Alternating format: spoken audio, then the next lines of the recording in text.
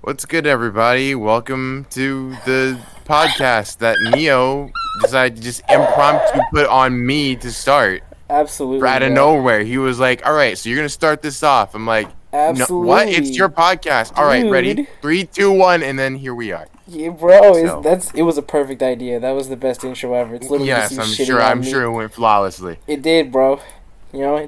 It's been a while since we've done one of these. You know what I think the last podcast we did was before homecoming. So what was that? Like 8 months ago? 9 months ago? I think. You know, I'm pretty sure probably 9 a months ago. That was lot. the last time you mentioned it. Yeah, a lot has happened since then, man. Yes, it has. UXW is fucking dead now, so there's that. Well, I mean, you say it's dead. I say it's like just taking a little bit of a nap It's taking a because nap, it's of asleep. UXW Blackout coming this December. Oh, that's true, dude. I forgot about my own goddamn show just now. Maybe I should host this because You I probably started off and I'm remembering more shit than you are. look, dude. I just woke up like an hour ago. Give me a break.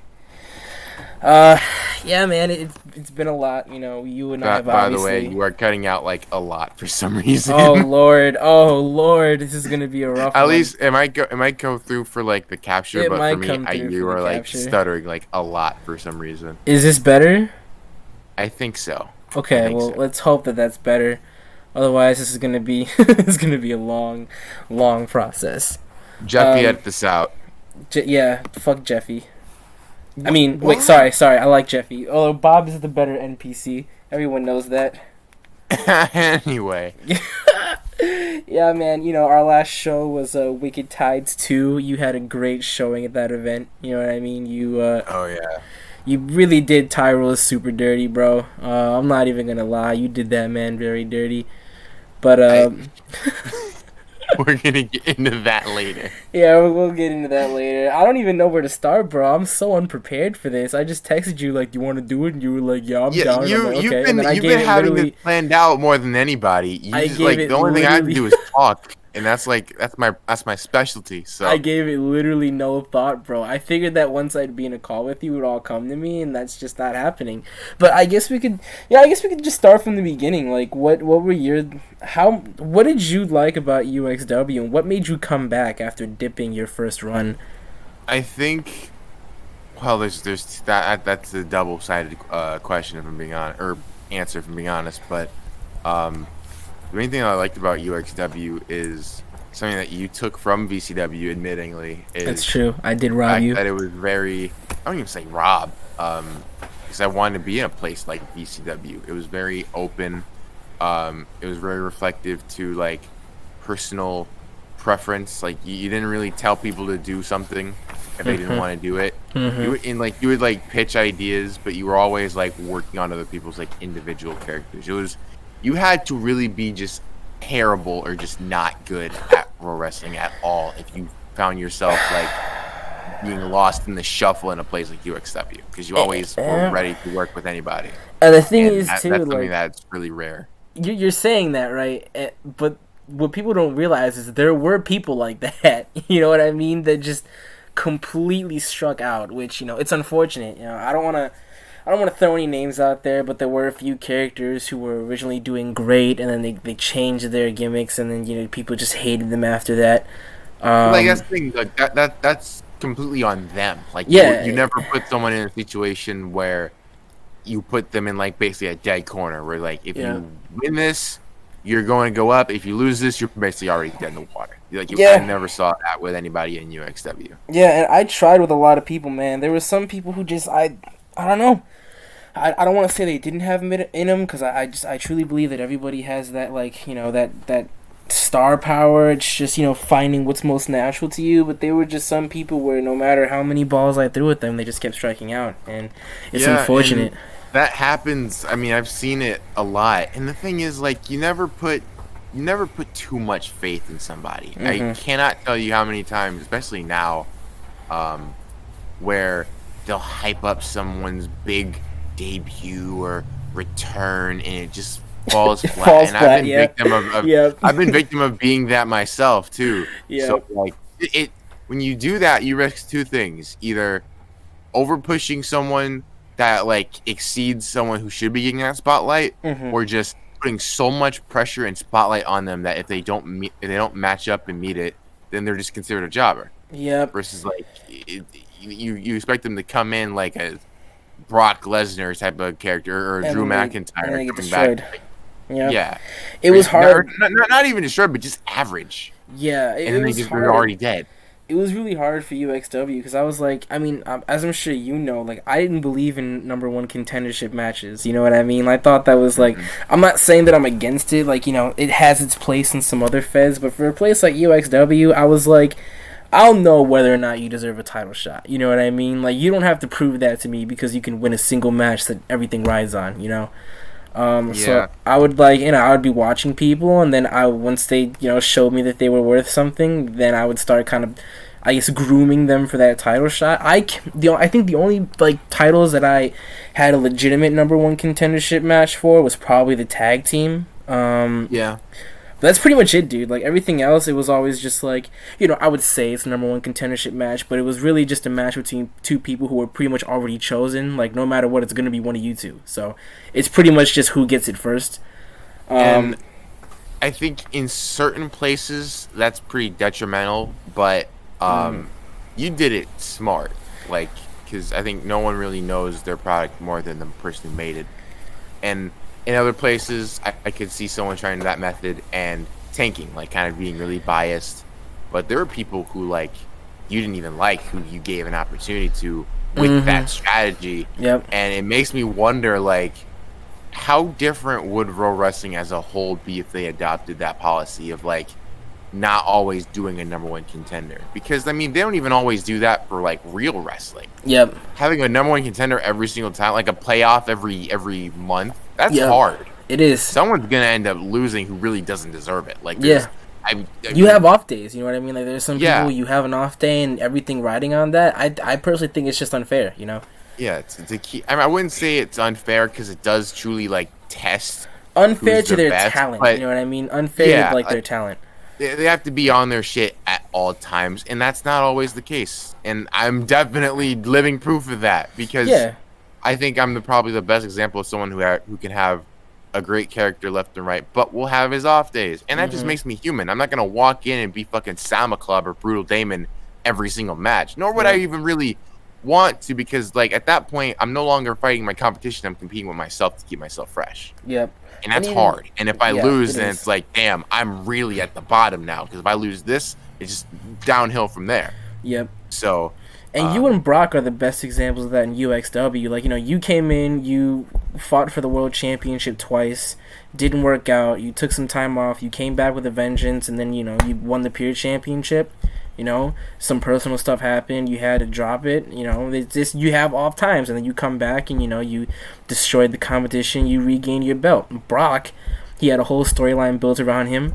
You know what I mean? He ended up falling short at Homecoming, and what I thought was, I still thought it was a phenomenal match. You know what I mean? But it's not easy to, spend all that time working towards a goal and then falling short. And it was one of those things too, where it was I'm not really the type of person who, even if it's close, I'm not just gonna give somebody a rematch. You know what I mean? It's just more, you kind of have to earn that. But Brock had already worked so hard. I was just I feel bad because I know Brock had got, I think by that point in time, he worked for it, and by that point in time, he had gotten closer than anybody else to beating Steven. So that's why KJ and I made the Freedom Championship, because we were just right now, in order to get his bearings back, Brock would make a perfect mid-card champ. So we took two of our favorite guys. And you didn't really put anyone else at stake either. Yeah, it didn't. It wasn't going to ruin mid-cards out to begin with. There's maybe one other one, maybe two. Back then there was two, yeah, but we had a huge mid-card division, so a third one made sense. So we made the Freedom Championship. We took our two favorite mid-cards at the time, which was Brock and Eternal, and I thought they put on a really good match. He won the Freedom Championship, and he ran with it. And I personally thought he was a good champion. It's all about kind of finding that spot. And it's Brock was obviously having an off day that day. I asked him about it later, because I was I've seen you do better than that. You know what I mean? I know that you can do better than that. And I talked to him, and he was just I just wasn't feeling it. And I was I get it. You know what I mean? And that shouldn't... it's a lot of nerves. I Yeah. think this has been a long year for all of us, but that Yep. specific match, I could tell, like, Everything was just riding. It literally everything was riding on it, and yeah, and sometimes it's your nerves can break hard. it down. It is. It really is. I've It's, been there it myself. doesn't matter how long or how many times you do it. It's like I always get it. Like if it's Those for a nerves will world never title, leave. It will literally it's never leave. when you care, you feel something, and Yep. that's not always a good thing. Yep. And that wasn't my thing. Was like it would not be fair of me to just completely derail Brock's momentum because he was having one off day. You know what I mean? And that's kind of why I pushed him in a different direction. Um, and like I said, it was similar for you. Your circumstance was a little bit different. We don't have to get into that, but it was. We said we might. Oh, we might. Which We can get into what yeah. involves UXW, but we can save that for a little later. Yes. And it wasn't fair for all that hard work you put in. I mean, you worked your ass off for that pure title. I mean, you literally beat 5 other people in one match just to get it. I think it was 4. You held it. It might have been. I don't remember the exact number, but you worked your ass off for that. You had it. You know what I mean? You did what you could to make it prestigious, and you were even. It was weird because it was at that point where you had made the pure title on par with the world championship. Yeah, but nobody else could live up to that. Like, we had our world title stuff going on, but that's like one other person who was kind of deserving of that shot. But it was really difficult for me to find you opponents because nobody had really, like, I guess, proven themselves to get a shot for the pure title. You know what I mean? Yeah.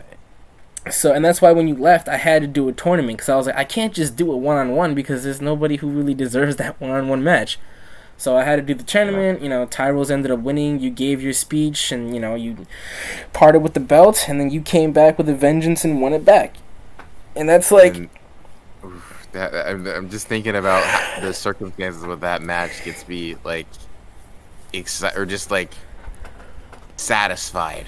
You know? Like I think UXW is the one place, probably since when CCW first ended and before it came back. That was the first time I had like a real storybook ending kind of feel, and it was like a long-term thing that was legit, like that was real. I think because like you're right, I worked so hard, and I think anyone who is either listening to this or just knows me knows that like me and hockey go one and the same because like you have a captain, and that captain's the leader of that. When I have a championship, that C on my sweater is not captain, it's champion. It's both. So like I try to lead like that. I try to lead by example. It's not just the situation of I have the world title. No, the world title has me. That's how I always look at it. So go ahead.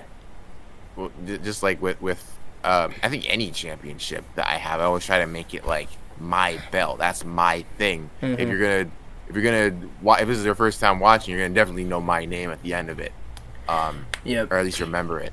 So and the thing is too, like sorry, just real quick, the difference between the world championship and the pure championship, even though they're both on the same level, the world championship they feel different. Like when you look at the world champion, that's like, I don't want to say the locker room leader, but that's kind of the guy people look at who he's like the face of the company.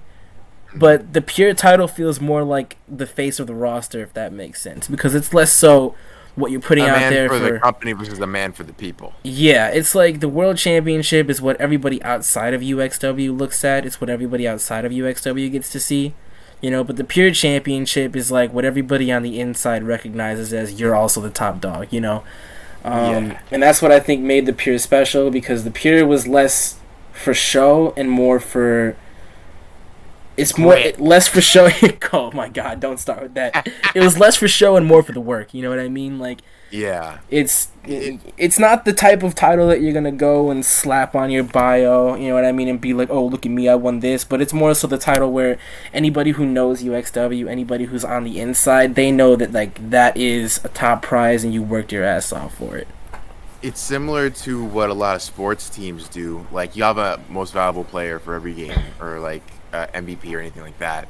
But usually when you go in the locker room, there's like, I think there's a championship belt that I think the Arizona Coyotes have, or like some kind of fireman's helmet that I think the Pittsburgh Penguins have. But that's like given within the locker room to like who like who on that roster that night performed the best. Yep. That's like their personal MVP. Yeah, that and means, that's like, basically who helped contribute to the win more. Yeah, that's basically what the Pure is. Like, the Pure is a world championship for UXW instead of being a world championship for Ro-Wrestling. And that's what, I think that's one of the reasons why you did so well with it, because you're the type of person where no matter what fed you're in, you immerse yourself in it. You know what I mean? You immerse yourself inside the Fed culture. So, for you to win that and kind of like make it that staple in UXW was really important, just to make the title more prestigious, because the title was really struggling before you won it. You know what I mean? Like, it was having some issues. Like, Tony, no disrespect to Tony, I understand and I appreciate him. I love Tony too. I appreciate him because he hit me up personally. He was like, I'm gonna drop the Pure because if I can't be a fighting champion, there's no reason for me to hold everybody up. And even with that too, that set the standard. Yep, it did. It's not easy to give up a title, let alone a world championship. You know what I mean? But it takes a champion mentality to recognize when you cannot be a good champion for that belt. So I appreciate him for doing that. Like, it put me in an awkward position because I was like, now I have to figure out what I'm going to do with it. But it was also like, I would rather have to worry about what I'm going to do with it as opposed to worrying about not being able to do anything with it. Show up or not. You know what I mean? Yeah. So I appreciate him for that. And the thing is too, like, the Pure Championship, just in terms of, like, a lot of young wrestlers. Personally, I feel like a lot of the young people on the roster would have preferred winning the Pure over the World Championship, just because, like I said, it was a workhorse title. And UXW had a lot of young lions who were very, very talented. My personal favorite is OXO. He's probably my favorite young guy. And granted, I'm not gonna front. I love OXO. There's a lot of things that I would love to do with him, but that's not my guy, right? That's Mighty's guy. He's the one who put him on. He's been working with him. I'm not gonna steal that from him. You know what I mean? But if I were able to give OXO that opportunity, I obviously would. He was very talented, and he's somebody that I think if UXW continued would have eventually worked his way up to that. But yeah, it's a lot of stuff like that. It's the Pure Championship is like, it feels like it's almost as if like that's like the top prize that somebody from Uprising would want, because you have to work your way up the UXW rank. You know what I mean? Yeah. But yeah, it was something special, and then why don't you just go over like what happened at Wicked Ties for anybody who wasn't there? Just explain to them what occurred. I mean, I guess I kind of should start like just from the beginning to an extent. Yep, go ahead, man. Emphasis on to an extent. So shit went down around February and March. Yeah, right before Homecoming. Yeah. And which was a huge event you were booked for, by the way. Like, that was a really, really big event, yeah. Double booked. Yep. I will at least say that. But things happened that were out of my control. Things that kind of had known might happen, but I didn't actually think would happen. Mm-hmm. And it was very distracting. It was heartbreaking. It was all those things. And it just got me to a point where it's like, I'm not happy. Yep. I'm not happy doing this. I'm about to turn 22. I should be in a better mindset right now, but I am probably at my dead lowest right now. Just being around people wasn't making me happy. I was in chats that I was just frustrated with, around people that I didn't enjoy being around. Wasn't even hang out with people who usually do make me feel happy. Just overall was not really enjoying myself, and I just was like, I need to step away. And that sucked for me, because that meant that I had to drop not even just the Pure title, but I was the US champ in RPW, and Fuck RPW. I was in a lot of important stuff career wise at the time, around that time. But it's just like, to be fair, no one saw this fucking pandemic happen either, so it was just like, I guess right on cue. But like around that, just a lot of things, it was just like bad news after bad news after bad news in my personal space that caused me to just like be like, I cannot do this. I shouldn't do this, because if I do, something bad's gonna happen to me personally. Like, outside of the website. Not to like scare anybody, but the main reason I made that decision was because this was around the time the Chris Benoit thing came out. The what was it? Oh, the Dark Side of the Ring. Yeah. Yeah, Dark Side of the Ring. And like, granted, this is not me being edgy by all means, because I know how the people will perceive it. So hear me out before you make an opinion. The main thing that I picked up from that whole story was how bad it can get if you don't do something about it. Mm-hmm. Like, I was feeling really just dark a lot of days, didn't really want to communicate and talk to a lot of people. I still have a lot of trust issues, but it was like to a peak in that around that time. And I was just genuinely unhappy. And it's like, damn, imagine how much could have been avoided for Chris if he just had talked to somebody, if he had an outlet. And because like he didn't from what I could tell, he didn't want to do the things that he did. Mm-hmm. I mean, he did them, and it's terrible and it's wrong, and he should be reprimanded for that. I'm not defending it by all means, but like that wasn't who he was as a person. Yeah. But grief and just a lot of hardship and not having these things hashed out, it made him act outside your of mind himself. to turn on you. Yeah. Yeah, it will cause your mind to turn on you. I do not want my mind to turn on me. So I took some time off from this hobby that turned into a living hell for me. Yeah, you were gone for a while. You were gone for a very and that long was time. and the thing is, like, that was my first real break, because anyone who has seen me around, and the only reason why I've been able to maintain this status quo is because I've never taken a break. I've never left, because it's like, A, I have the free time, and B, I enjoy it. I love wrestling. That's my thing. But I was not happy at all. So I just didn't want the possible chance of something happening, not to Chris's extent, but just something happening in the sense of like my mind turning itself against me. Yep. So I just took some time off, didn't talk to anybody. I think other than you on some occasion and Dustin, who were really the only people who checked up on me too. I just took a lot of time off, and I missed it, but I needed to do that for myself. I needed some self-reflecting that I needed to do. And that was not easy, but it was worth it, in my opinion, for a lot of reasons that to present day kind of changed now, but still I don't regret that time, because I think I'm a better person now because I took that time off. Mm-hmm. And I understood Dwayne, or I think I knew DPain more than I did Dwayne at the time, and I needed to get to know that guy a little bit more, because that's the guy who's going to be with me for a while. DPain's going to be done by the end of the year. Yep. So why am I? That's just where my head was at. So, I took some time off, did a little self-reflection, took therapy even, just because that's where my mind was at. And I don't regret. I'm not ashamed to mention that at all, because I mean, I think everyone should definitely do that, or at least entertain the idea of seeing someone, because mental health is real. Like I was depressed, and I needed to do something about it. I needed to fix that shit. Mm-hmm. So I was fixing that out, and I still am, because that's something that you kind of always go through. But regardless, I was in the process of working to get myself better mentally. Yep. And once I saw that going in a good direction, and felt like I was okay to come back mentally, like I was like, all right, yeah, I think I'm able to do this again to an extent where it will not personally intervene in my personal life again. Yep. So I did. I came back and started making moves in different places. I think RPW was first, and then I think APRW, and then I slowly started to just come back into the fold. Yeah, UXW was definitely one of the last ones. you were back for a while, but you didn't compete until Wicked Tide. So it was like 2 or 3 months of you pretty much just coming out to talk, making appearances here and there, kind of hyping up that match.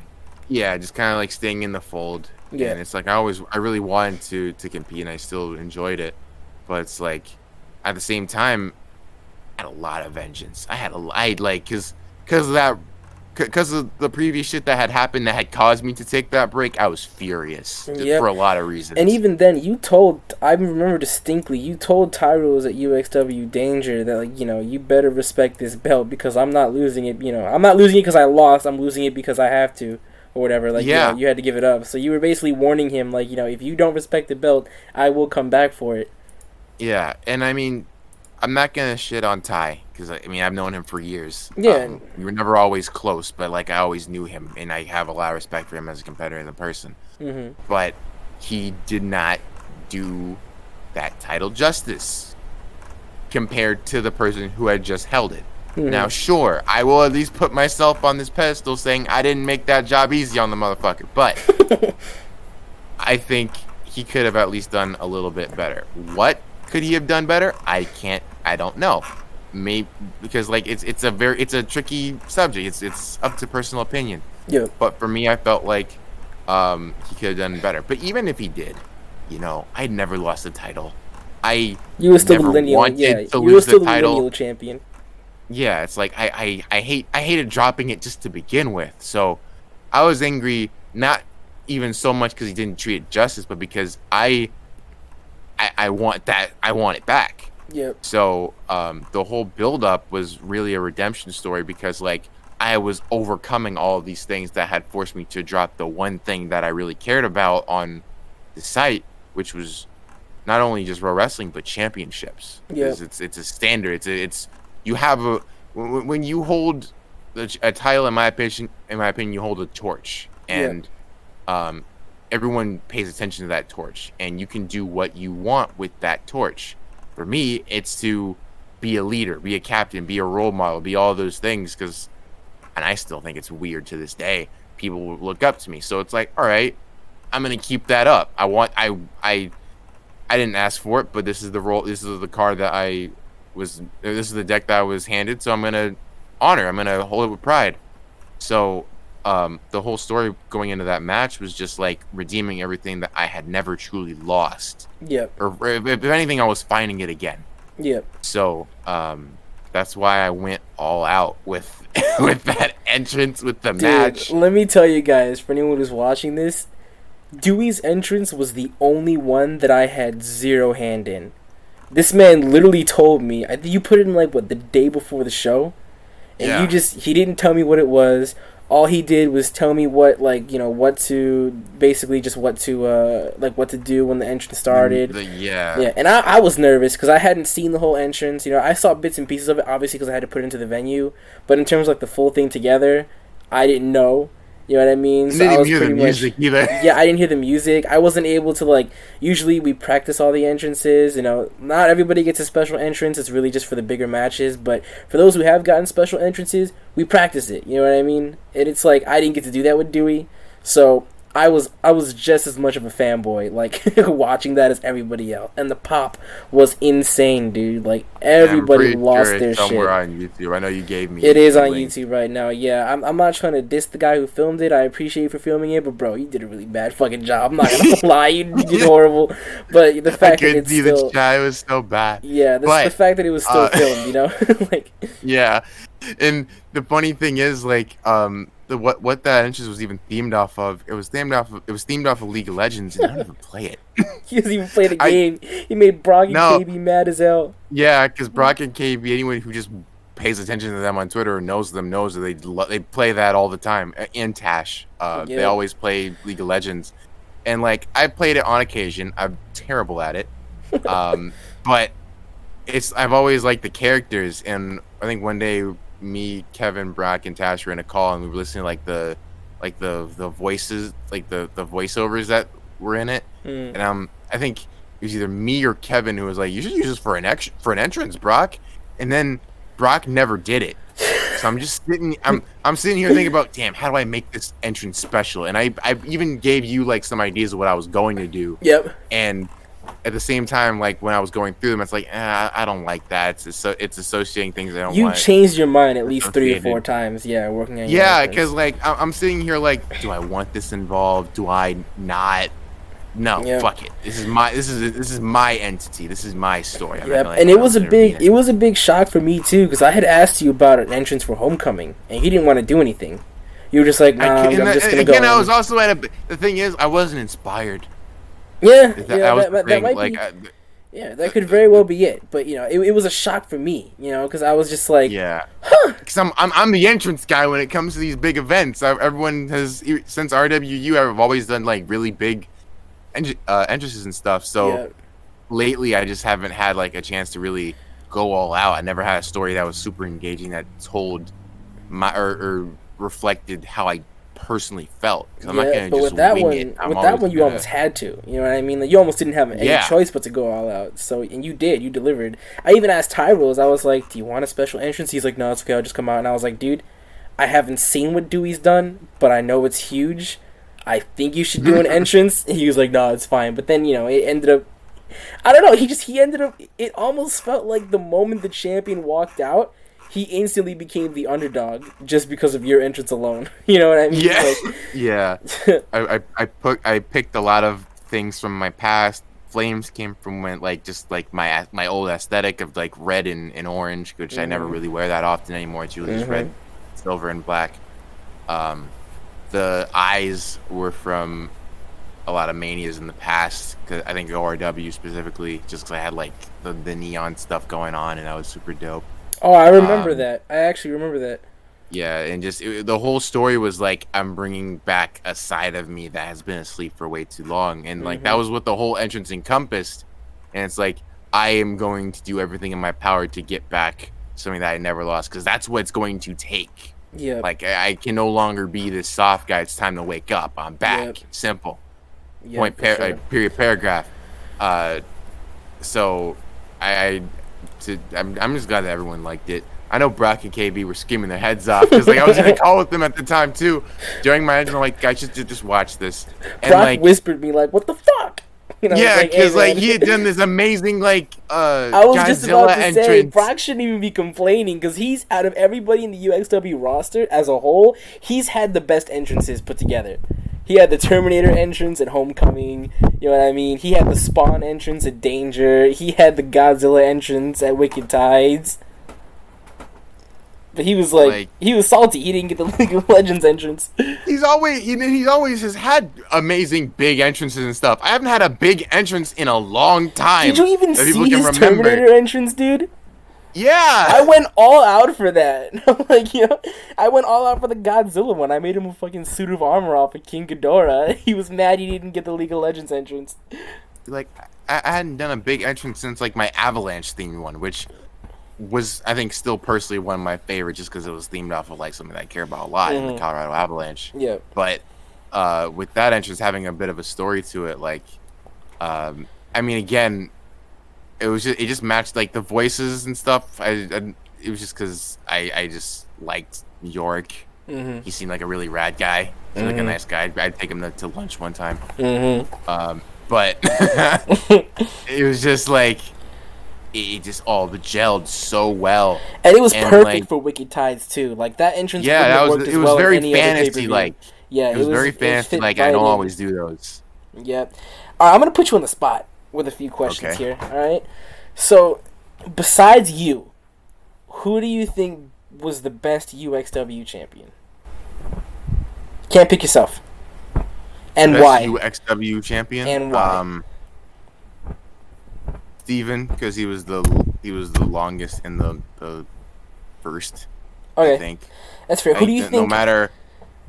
Go oh ahead. yeah, go on. Go ahead. No, go ahead. I was gonna say, like, no matter how you feel about him after he lost the title, because I do agree that he did kind of change up a little bit, and I mean, again, that's probably just because he was like on his way out anyway. In terms of being a really good champion, he did his job, and I think that's hard to argue for anyone who was actually there. Yeah, I definitely agree. Now, my next question is, who do you think? And again, you can't choose yourself. Who do you think fully encompassed what UXW was in terms of a competitor? Fuck, are you kidding? You can't pick in that yourself. Case, I would have said me. I think it's you, but you can't pick yourself. That's why I'm putting you on the spot here. God, You're gonna hate the next question even more because I'm gonna make you talk shit about people. But go ahead. God, I really gotta think about that because there were so many. I want to say You might not agree with my answer. accurate. I don't think you're gonna agree with my answer, but I personally think it was the frat boys. No, I think so, man. I think so. I think so. I think the frat boys are definitely up there in terms of like really embracing that creativity. They're definitely up there. I think like for me, I was gonna say Azumi, because Azumi is a really good pick. Yeah, the thing is like Azumi does not have a very good win-loss record at all. That's the thing, though. I know, and I know that going in, just saying that, but like, it was the work ethic for me. For real. Azumi was so loyal. She was such a joy to work with. And that was homegrown too. And like, I think the number one thing that people really like confuse a lot is like, if you're not winning a lot, you just are a terrible wrestler. And to an extent, yeah, if you're not winning, that will depict how far you get in pro wrestling. However, it takes a lot to just commit, even when you're losing. Because I've seen a lot of people, and you know who I'm talking about when I say the people who get down in the dumps or just have one loss, just one, and they just drop everything. They're a model superstar until hardship happens, and then they just quit. Yeah, that's not Azumi. That's not Azumi at all. She was having hardship out the gate. Like she was losing right off the bat. Yeah, Azumi and is that's the type not of even person, all on her. No, Azumi is the type of person where she will lose each and every single match, but as long as she just gets that one win, it makes it all worth it to her. And that was something that was special about And Azumi. you wanted to see it. I did want to see it, dude. Like, Azumi, I'll just be straight up. She was not the best wrestler. It encompassed the underground, too. It did. She was not the best wrestler. As a whole, we were the underdog. Yeah. She was not the best wrestler. She was not the best on the mic. But I would personally say, and I mean this when I say it, I don't think anybody had even close to as much heart as she did.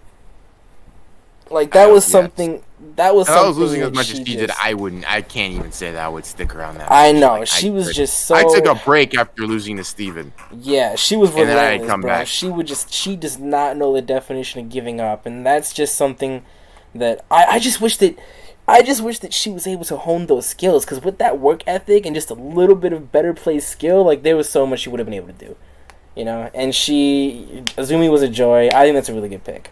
Now, for you to talk your shit, Dewey. Who were your least favorite people in UXW and why? How many do I have to rattle off? Let's do 3. All right. Well, you already know 1. So, we'll leave that for we'll leave her for last. We'll leave it for last. I do want you to talk about it, but we'll leave it for last. Yeah. I want to say the fucking.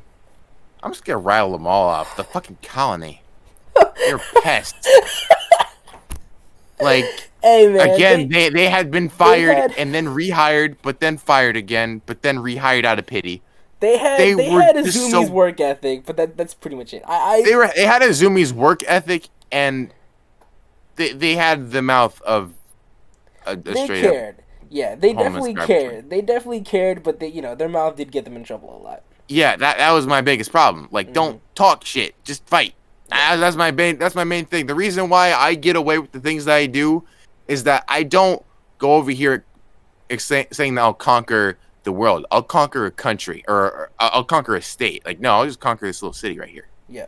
And they tried to make it seem like they were going to conquer the world. They were going to take over the tag division while DX was there.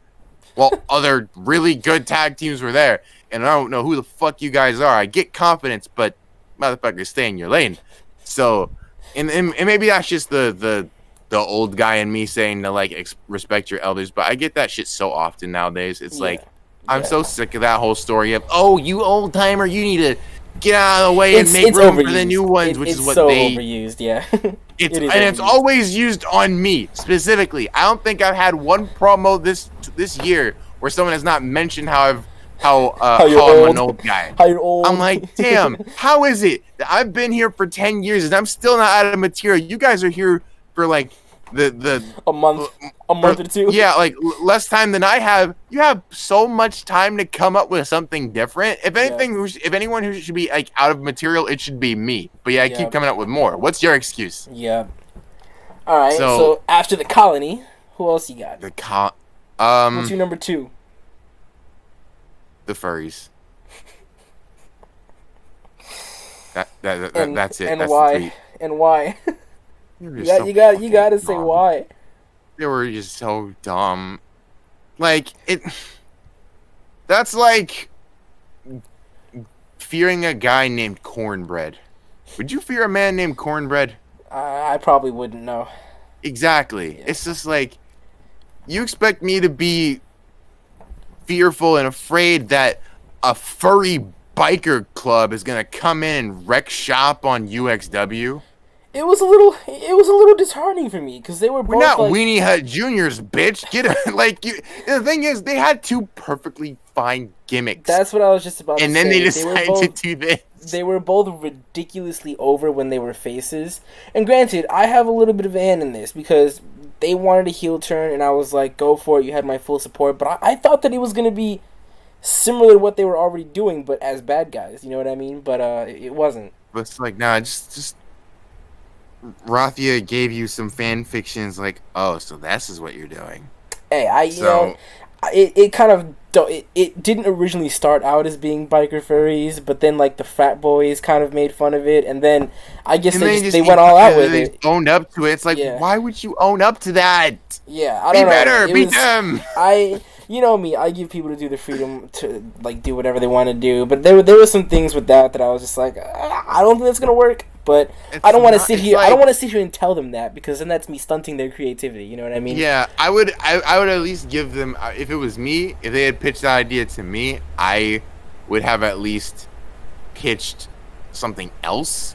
Yeah. But I damn sure wouldn't have agreed. Yeah, no, just wear fox heads and tails and just come out on bikes. I give them props for one thing, what is this, Reddit?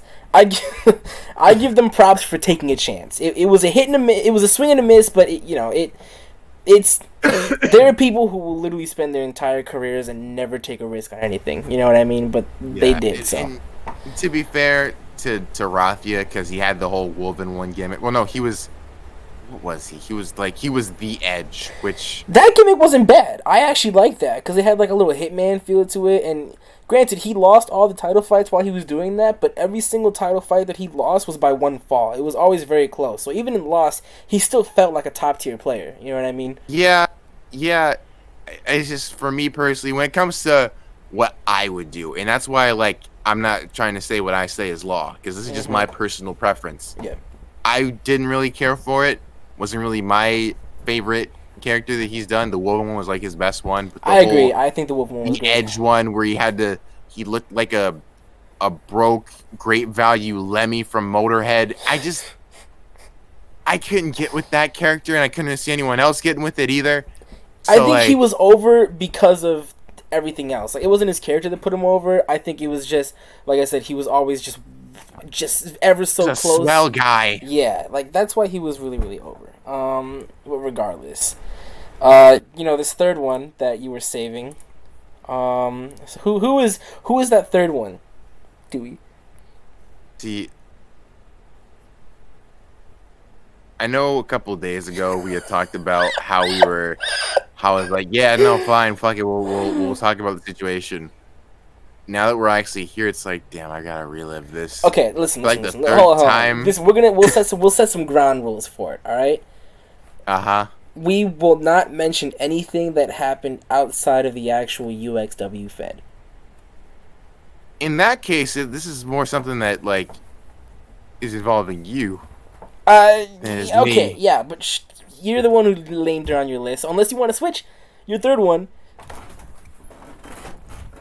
think I'm just gonna leave it at those two. Okay. Because I think my problems with them, not COVID, are way deeper than just UXW, let alone Ro-Wrestling. Okay, that's fair. That's fair. We'll get into that later. I would be like undermining my actual problem with them if I had just limited it to some shit that happened in UXW, because that shit goes years. That's fair. So. We'll get into that later then, just the UXW aspect. But now I'm gonna ask you your top 3 favorite competitors in UXW and why. Top 3. Well, Brock right off the bat, Carbon for sure. Mm-hmm. Now again, I say Carbon hesitantly because he didn't always show up. Again, he couldn't all the time. That's bullshit. He could have if he wanted to. He just didn't. I forgave him because of his time zone, but he definitely. That was the main thing. That was the main thing. The time zone thing, which like again. Mm-hmm. So I'll replace Carbon with Rudy. Rudy was really good. Brock, Rudy. Third can't be me. I already put my egotistical ass on there, but not me. Then, God, probably Kaylee. Kaylee, yeah, I think about it, Kaylee. Kaylee's definitely either Kaylee or a name that's not really banned, but got fired. Jinx. Yeah, Jinx was doing so well, and then she messed up right at the end. That's on her. I feel bad, but I can't play favorites.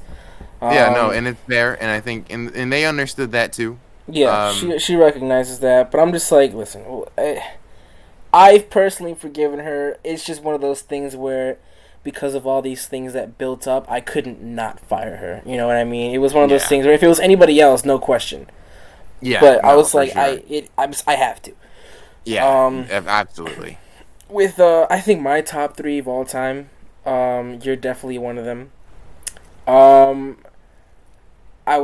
It's hard. There's a few who deserve to be up there that are very, very close. As you say that, I'm also coming up with some names too. I'll say top 3 and then 3 honorable mentions. All right, so my top 3 are gonna be you, Brock, and Kaylee. This is all KB. Kaylee.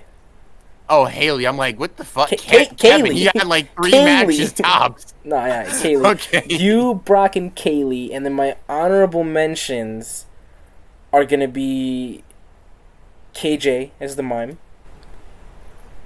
I was thinking about if it would be biased, I put her on that list too. I don't think it's biased because the character. Okay, it's probably a little biased. You came up with the character, but they filled the shoes pretty well. Yeah, but KJ did it really well. KJ is one of my honorable mentions. Trunks is another one. And then I would say the Frat Boys. And it was difficult because there were some people, and I don't really want to I don't want to shit talk people, right? But there are some people who were just so ridiculously hard to work with in UXW, where there were times where I was literally just praying to God that they would lose so that I could just have them do something else. You know what I mean? Just put them somewhere else so that I don't have to worry about it. But yeah, there were some people who were very, very difficult to work with. And funny enough, a lot of the people who were difficult to work with, the Frat Boys had to deal with at some point.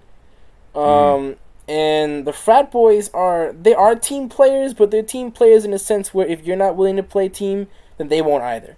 So then it would kind of devolve into this horrible mess, and there were some segments where it was like, oh my god, if one of you in a business for themselves, a little too much freedom. It was bad. It was bad. And the thing that upsets me too is that sometimes people throw that at me, but I'm like, you guys need to realize that I'm just as much a spectator in these shows as you are.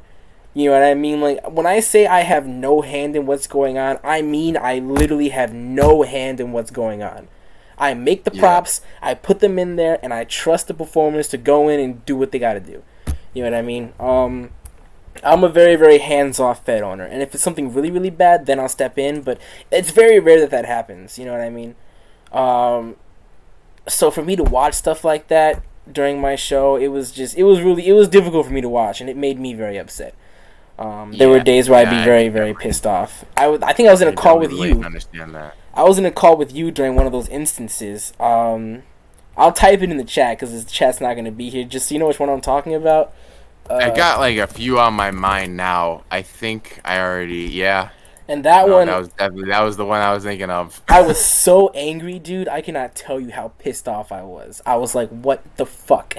Are you guys fucking kidding me? Are you really going to be that goddamn childish where you're willing to ruin a fucking segment just because none of you guys can just decide to stop being a bunch of pussy-ass bitches? I was so upset, dude. I was so angry. But I think I was in call with you during that too, and like Yeah. I was in a call with you. I was in a call with Trunks. I think one of the people in that, well, the message I sent you was also in that call, and I was getting mad at them, and they just didn't care. So that was very upsetting. I think you already kind of just said a lot right there. Yeah, I really did, Just dude. by, just by giving that little fact, but Yeah, anyone who's no. like actually like paid attention, they'll probably know who it is. But yeah, I was very very angry. Um, so there was that. But there were also some very very high notes. You know what I mean? Like there were some Yeah. people where in the very very beginning of UXW, I decided that I would compete in my own Fed. Never to win a Hmm. title because that's fucking cheating. That's bias, and I hate people who compete for titles in their own Feds. But more so because I have some cred. You know what I mean? I'm not like this big star, but I'm big enough in the indies where people know that I'm not somebody to mess with. So I was like, I can use my own name to put other people over. You know what I mean? And make them look better. So I was able to have some fun feuds. I had one with Mikey, which turned out really, really good. He had a very big showing at Wicked Tides 1. You and I had a little thing going on because nobody else was pretty much up to the standard for the Pure Championship, you know? We Yeah. never got to finish that, but... We never did. we never got to finish that, but that was fun, while it lasted. So, They it was... robbed your bank and made amends. The end. Yeah, there we go.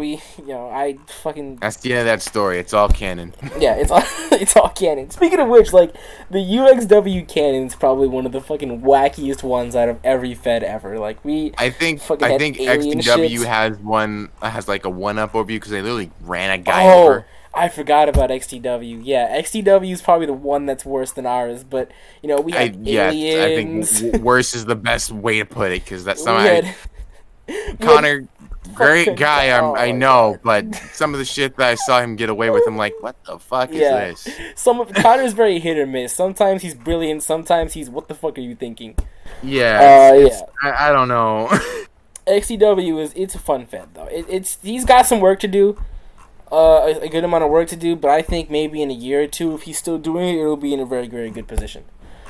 Just some of the ideas are like, if this was a cartoon on Adult Swim at like 4 when everyone's either drunk, high, or asleep. Because listen, if you watch late night Adult Swim, you're like, what? I'm not watching this right. Yep, But that's what XDW feels like to me that's fair. when it That's comes to some of definitely that fair. stuff. And UXW But, like- just had wacky stuff, bro. Like, we had a fucking alien spaceship, you know what I mean? We had a Yeah, ghost I pirate mean- ship. We had fucking sea monsters and aliens. We fucking... And that's the thing, though. Like, I'm not used to that because I'm as like pure and traditionalist as can be. Yeah. It's like if it doesn't make sense, if I can't see this on Raw back in 2000 or now, Yep. I wouldn't do it. Yep. So, some of the stuff that you guys did is so creative, and it's like I never would have came up with that shit, but I had to adapt. And the like, thing quick. is, too, like, one of the things that I liked about the UXW roster is, like you said, there were some very fundamentalist, pure wrestlers who weren't really into that stuff. But There's some wacky ass people. yeah, but there were also some crazy ass people, and sometimes they would mix well, and other times you'd have the pure wrestlers doing their own thing and the wacky people doing their own thing. It wasn't all just this big mix where if you're a fundamentalist, you're forced to do wacky stuff. You know what I mean? Like, You know what that reminds yeah. me of? What? I just thought of it because while you're saying it, it's like this is all reminding me of something awesome. Hmm. It's reminding me of the real ECW, Yeah. Extreme Championship Wrestling, not Yeah. the one from ZJ. You fucking zoomers. But like they had the hardcore people like Dreamer, Sandman, New Jack, and then they had like the high flyers and stuff like RVD and Sabu. Then they had like the pure wrestlers like they had like the Taz and the franchise Shane Douglas and just all these like different areas that could all pull off something totally different, but it's under one roof. Yeah. That's what made it so versatile, and that's why I liked so much about it. That's why I modeled Yeah. VCW a lot off of their aesthetic, but UXW probably did that a little bit better than I did. Basically. Are you still there? Did I lose you? No, I'm Oh, just okay. listen. I'm. I want to fucking kill myself. But it's we had to do some seriously creative shit, or else it wasn't gonna work. So our first big idea was to do the kamikaze match, which was basically just a flying plane that you throw people out of. But then I was watching. I wasn't even watching Pirates of the Caribbean. I was actually watching Sea of Thieves playthrough, and I was like, huh, that would make a pretty interesting match. So what I did is I found an old, and I'll be straight up with it. The Black Pearl, the original Black Pearl ship, was a free model, but it was one of those broken free models that it was unusable because it was like infected with so many viruses. You know what I mean? And it was supposed to fly. It was supposed to float over like terrain water, but it didn't work anymore. So I was like, this is pretty much a useless model. I'm gonna fix it up. I'm gonna clean out all the viruses. I'm gonna change some stuff, and I'm gonna turn it into a match. So I did that. Called it the Black Pearl because it's the only ship that everybody knows about from Pirates of the Caribbean. And, we said, to win, you throw everybody else off the boat. It's a really simple idea, but it literally became, like, UXW's most famous match. And there were a whole bunch of different iterations of it. There was at one point where the fucking Black Pearl flew. You know what I mean? It was at one point where it sunk twice, and then it became a ghost ship.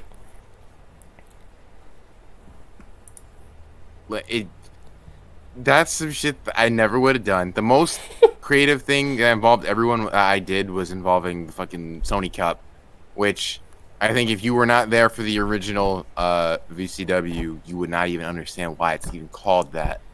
So, like, the stuff that you did, I mean, the thing is, I think you and Connor, too, like, always just do the craziest shit when it comes to, like, starting a show, which I never really did with the current day VCW. Hold on, my dog is knocking like, on my door.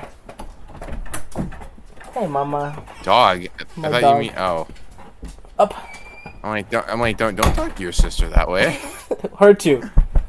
Come here. Take your cone off. Come here. Pull, dog, pull. Pull, woman. There we go. Good. Yes, continue. All gonna use those things, but like, yeah, just I never.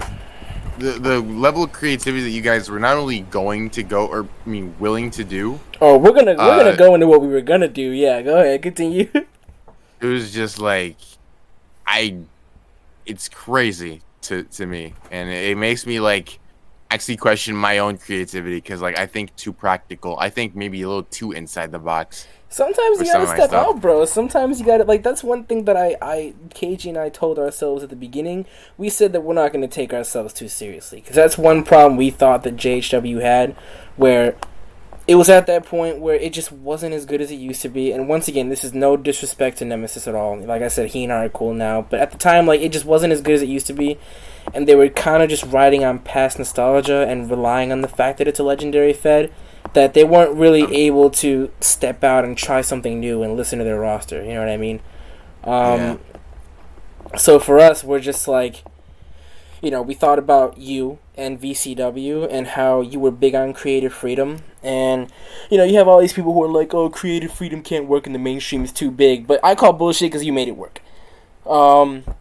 It's just, it takes more effort to do, and not a lot of Fed owners are willing to put that foot forward. It's too traditional, and like, yeah. Again, this is why I brought up the fact before of like, what if people didn't always do number one contenders matches or things of that nature, and just kind of look down the list and just saw, hey, who could put on a good match here?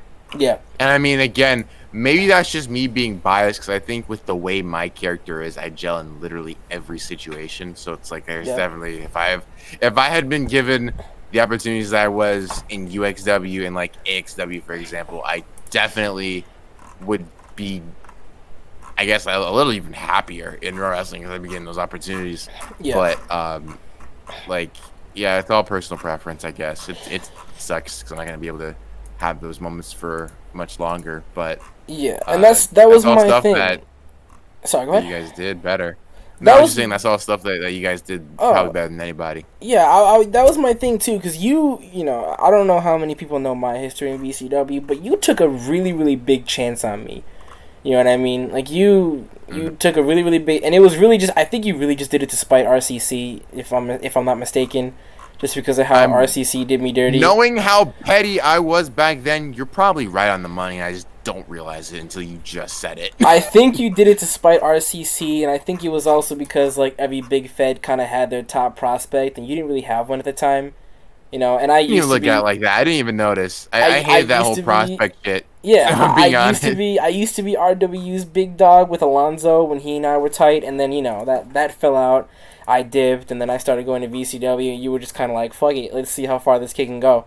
And you took a really really big chance on me, and you definitely held my hand throughout the whole process. Not in a sense where you kept me from failing, but it was more so like If you failed, I gave you an opportunity to redeem yourself, probably on it was accident. that, Because and on top of that too, you were also just like, when it came to the promos and stuff like that, you knew I couldn't hang, so you carried the promo, and it was basically just like, if you don't say something back, you're just gonna look like a fucking idiot, So I had to learn very quickly, and I had to pick up very, very quickly, and it was one of those that's things how I where. still do promos. Yeah, That's it how was I one of still those do things where promos. you were basically just like, you're gonna sink or swim, and I'm gonna make sure that if you mess up, you are never going to get pushed in any Fed again.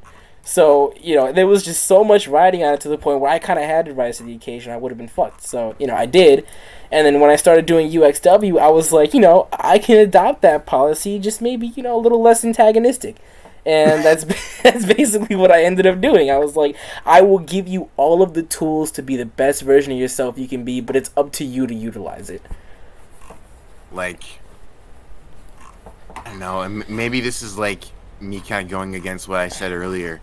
The reason why I was so hard on you is the same reason why I'm hard on everyone else when it comes to like hanging with me in not only the ring but especially on the mic. I do not believe in putting people over Yep. because this is a game. No one is getting paid for this. The fuck do I have to gain to putting someone who probably doesn't deserve it or over, who's not that experienced? Like, because no one did that for me. And this isn't coming from a place of, oh, no one did that to me. Why should I do that for this young guy? It's like, no, I didn't want anyone to do that for me because how am I going to like hang with somebody else if I don't scratch and claw the hard way? Yeah. Like I had to make my own character, I had to make my own decisions, all those things. So to just kind of depend and hope that someone like what? I'm sorry. I was just thinking, I was remembering one time where it was on the Cutting Pain, your little show you used to have, your little talk show. We were on VCW, and it was leading up to Cutting Edge. Yeah, you renamed it later on, but it was like, I was sitting there, and we were hyping up our match for Burnout, and you were just tearing me apart on the mic, and every time I said something, you'd make me pay for it so badly. So I just sat there quietly. But then when I was sitting there quietly, you ripped into me for not saying anything back. So I'm just sitting here looking like a fucking idiot, and I distinctly remember Need to Head and Aman, both of these two people, Need to Head and Aman the Indian, right? They were sitting there and they were like trolls. The biggest trolls. They were like, the thing is, like, this is how you know how bad Dewey was ripping me on that mic. They stopped trolling and were straight up like, Neo, fucking say something. Say something. You are getting torn apart. Say something. And I couldn't. I couldn't. I just sat there fucking wide-eyed getting ripped apart on this microphone because anytime I said something, Dewey would make me look like the biggest jackass for saying it. And it got to the point where Aman and Nee, the two biggest trolls, the two biggest assholes in Ro-Wrestling at the time, who took nothing seriously who took nothing seriously, legitimately felt bad for me. That's how bad it was. And like, that's not me trying to say, oh, look at how bad I bully people. No, it's just like, if you want to be taken seriously, give us a reason to. I'm not just gonna hand you this. This is not lunch. I'm not a cafeteria lady. You're gonna earn it.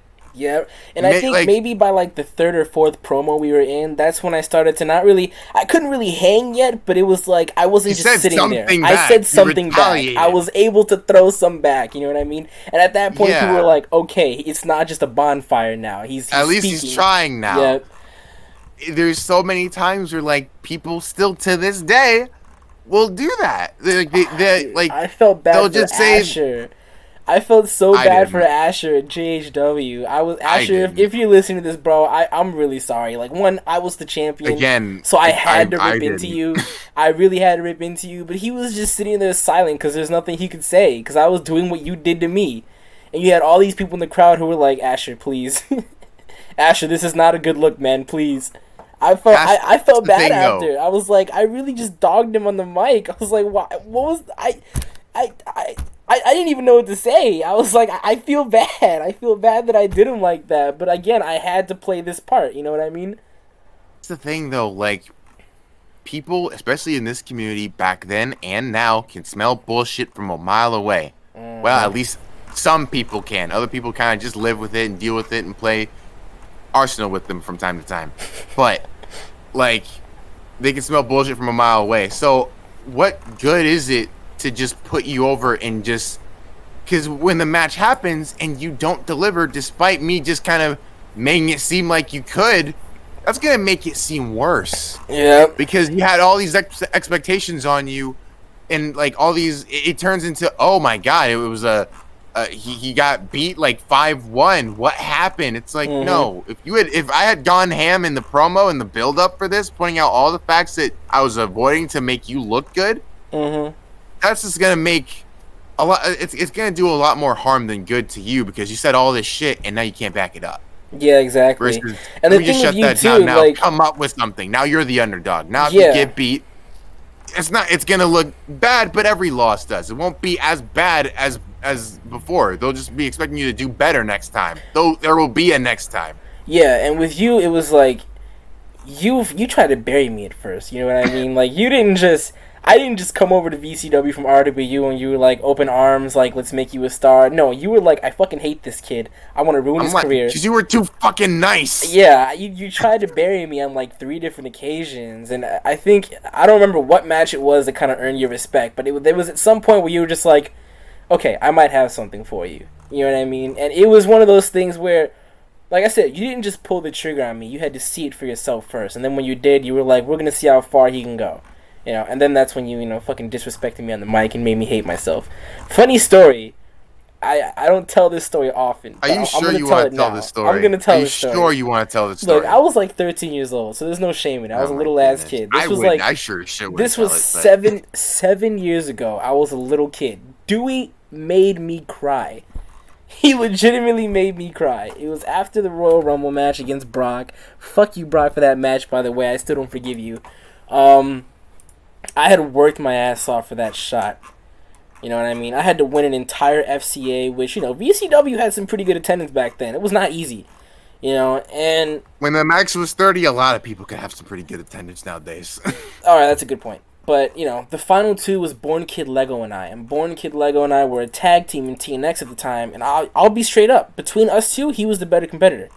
And it was for the number 1 contendership to the World Championship. And lo and behold, by the grace of fucking God, I prayed to the sweat gods and fucking won. I won the FCA. And I remember Dewey being salty about it. And I was like, you little bitch, I'm fucking number 1, fuck you. But, comes time for the match. Brock and I were really big rivals at the time. I don't think I was salty about it. That's a bit of a... Brock and I were... hey, I'm telling the story. Brock and I were really big rivals at the time. We had like a blood feud going on. We hated each other so much that, other feds were like cashing in on it. JHW, TNX, they were all doing their thing with it. Dewey actually tried to use Brock to bury me in the beginning. But I didn't realize, because there was a world champion at the time, but something had happened where the world champion like really just couldn't defend, so he was stripped. So it was like the number 1 and the number 2 contender that were going up, and I didn't recognize that the other guy was going to be Brock. So we had gone in there, and I was like, I need to win this, because Brock and I have this blood feud going on. I have a few wins over Brock, but he has more wins over me than I have wins over him. And again, straight up, Brock is just the better competitor at the time. But I was like, this is the one. Like, this is it. This is when I get my revenge. And so I win the first fall. It was 1st to 3, because back then only title matches were more than 1 fall. I got the first fall, right? And I was like, I'm feeling good. I got the second fall. It's 2-0. I'm like, this is it. I'm about to win the title. And then we tie. and then he gets me in some outside ones. And I don't remember how long the match went. I just remember it feeling like forever. And then he gets a fall. And then he gets another fall. And now we're 2-2. You know what I mean? And I'm sweating. I'm so nervous. We're tying. He's getting me on the outside. And again, this is young Neo, too. This is young Neo. And this is back when I had I don't have the problem anymore, but back when I was younger, I had a serious nerve problem. Like, I would be shaking, and it was hard for me to, like, compete at that high level. I had the skill, I just didn't have the nerves for it. So, and the longer the match goes on, the more nervous I got. And then eventually, he caught me right at the end. And it was close, but he got me, basically. And I was just so heartbroken, dude. I'm sitting there, I was upset. I'm standing at the stage, and Dewey stops me. And I'm over here thinking he was going to give me some words of encouragement or something. Maybe, like, a little thing of respect, like, listen, you tried. Nope. He fucking tore into me in front of everybody. Oh, Neil, you were so close. I'm proud of you, but, you fucking failed like you always do. And I was frustrated. I was upset. And I shed a little tear. I wasn't, like, bawling, like, but I was upset. I cried a little bit. And then, I was mad as hell. And at that point, I was like, I fucking hate Dewey. So, That's a dick. That's why, you fucking bullied a 13-year-old kid. How do you feel? But after that, I decided good now because I'm best friends with him. That's true. We're really tight now, but at the time, I hated your ass. And then that's when I decided to challenge him next week. And the funny thing is, I didn't actually want to fight Dewey. I challenged him thinking he'd say no, and I could bitch him out for it and be like, you're fucking scared. Shit like that, like what little kids do. But then he said yes, and I was like, oh. That was not the plan.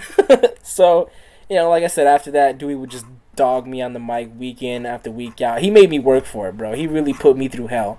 But it ended up being one of my favorite feuds of all time. And that's why when I came back in 2018, Dewey and I, granted, we didn't leave on good terms. Like, when I left, Dewey and I were not friends. We still didn't like each other. But yeah, it wasn't even because of VCW. It was because of fucking WWE 2K. Yeah, because of 2K. Because I had fucking destroyed him in 2K. He didn't like that.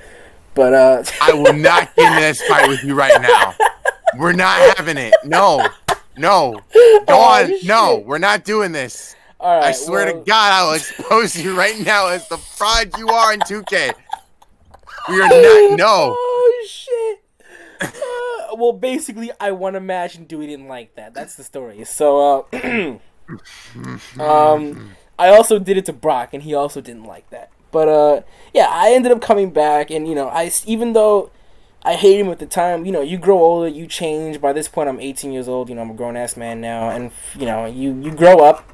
I wasn't the same, like, little piece of shit that I was back then. I had a lot of growing that I did personally, and I was like, I had nothing but fond memories, because as much as it made me feel like shit back then, I was like, that's a pretty big part of my childhood, you know what I mean? Like, I spent a lot of time doing that, so I was happy to come back and talk to Dewey, and he seemed to be happy to see me too, and then we ended up getting tight after that. Same thing with Brock, like, this guy that I hated, who I never thought I'd be friends with, we ended up becoming super tight. That's that. That's the fucking VCW story. But just the amount of creativity that you gave me, like, that is what I had in mind when we started doing UXW. I believe I literally pitched UXW to KJ by saying indie VCW. That's literally what I said. Like, word for word. It worked out pretty fucking well. Yeah, and KJ was like, let's do it. And then we did it. Alright, I have a few more questions for you, Dewey. What's your favorite UXW venue, including pay-per-views? Probably the last one. Wicked The Tides? last one that we were in. Yeah, Wicked Tides and the Warehouse. No, wait. Wait. The Warehouse was the first one, yeah. the Docks was the last one.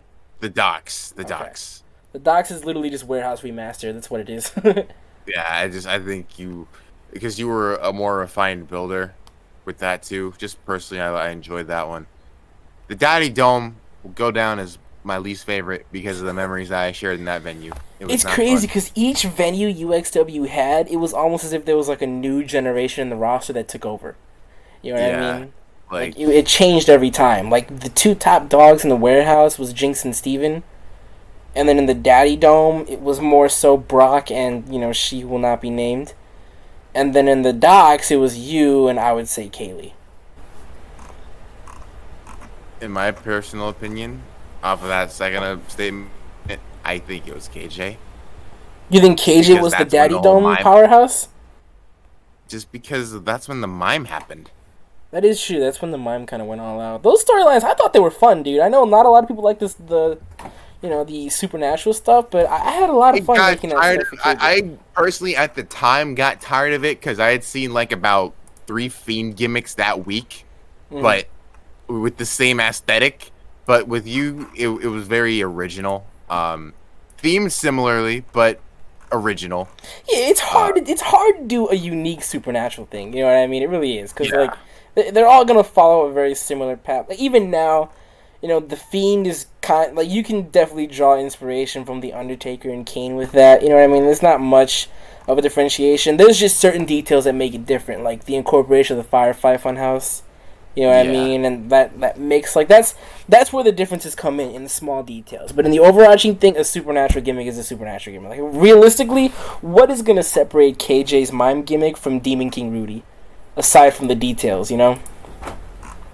Holy shit! I didn't think of it like right? that. Like what makes them different? What makes Demon King Rudy different from PK's Undertaker gimmick, aside from the details? Like it's the same gimmick, just different presentation. True. Yeah, you know what I mean? Very true. That and I guess the different eras too.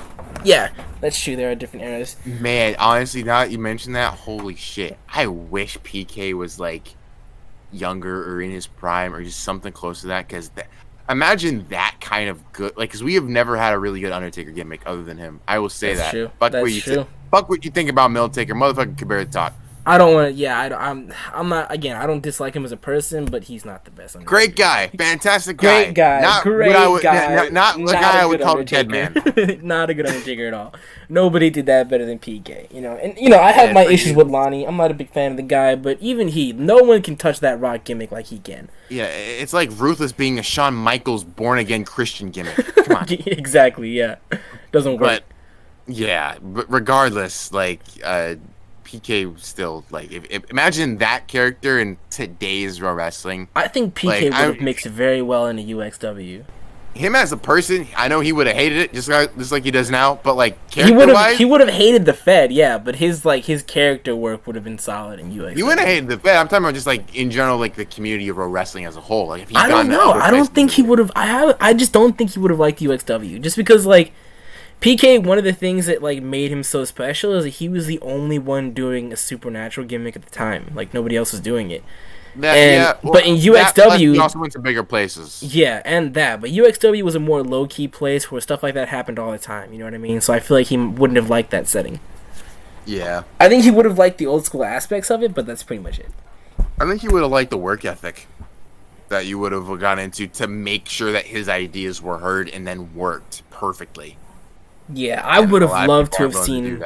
I would have loved to have seen Herm Cena show up in UXW. That would have been somebody that I would have liked to have seen.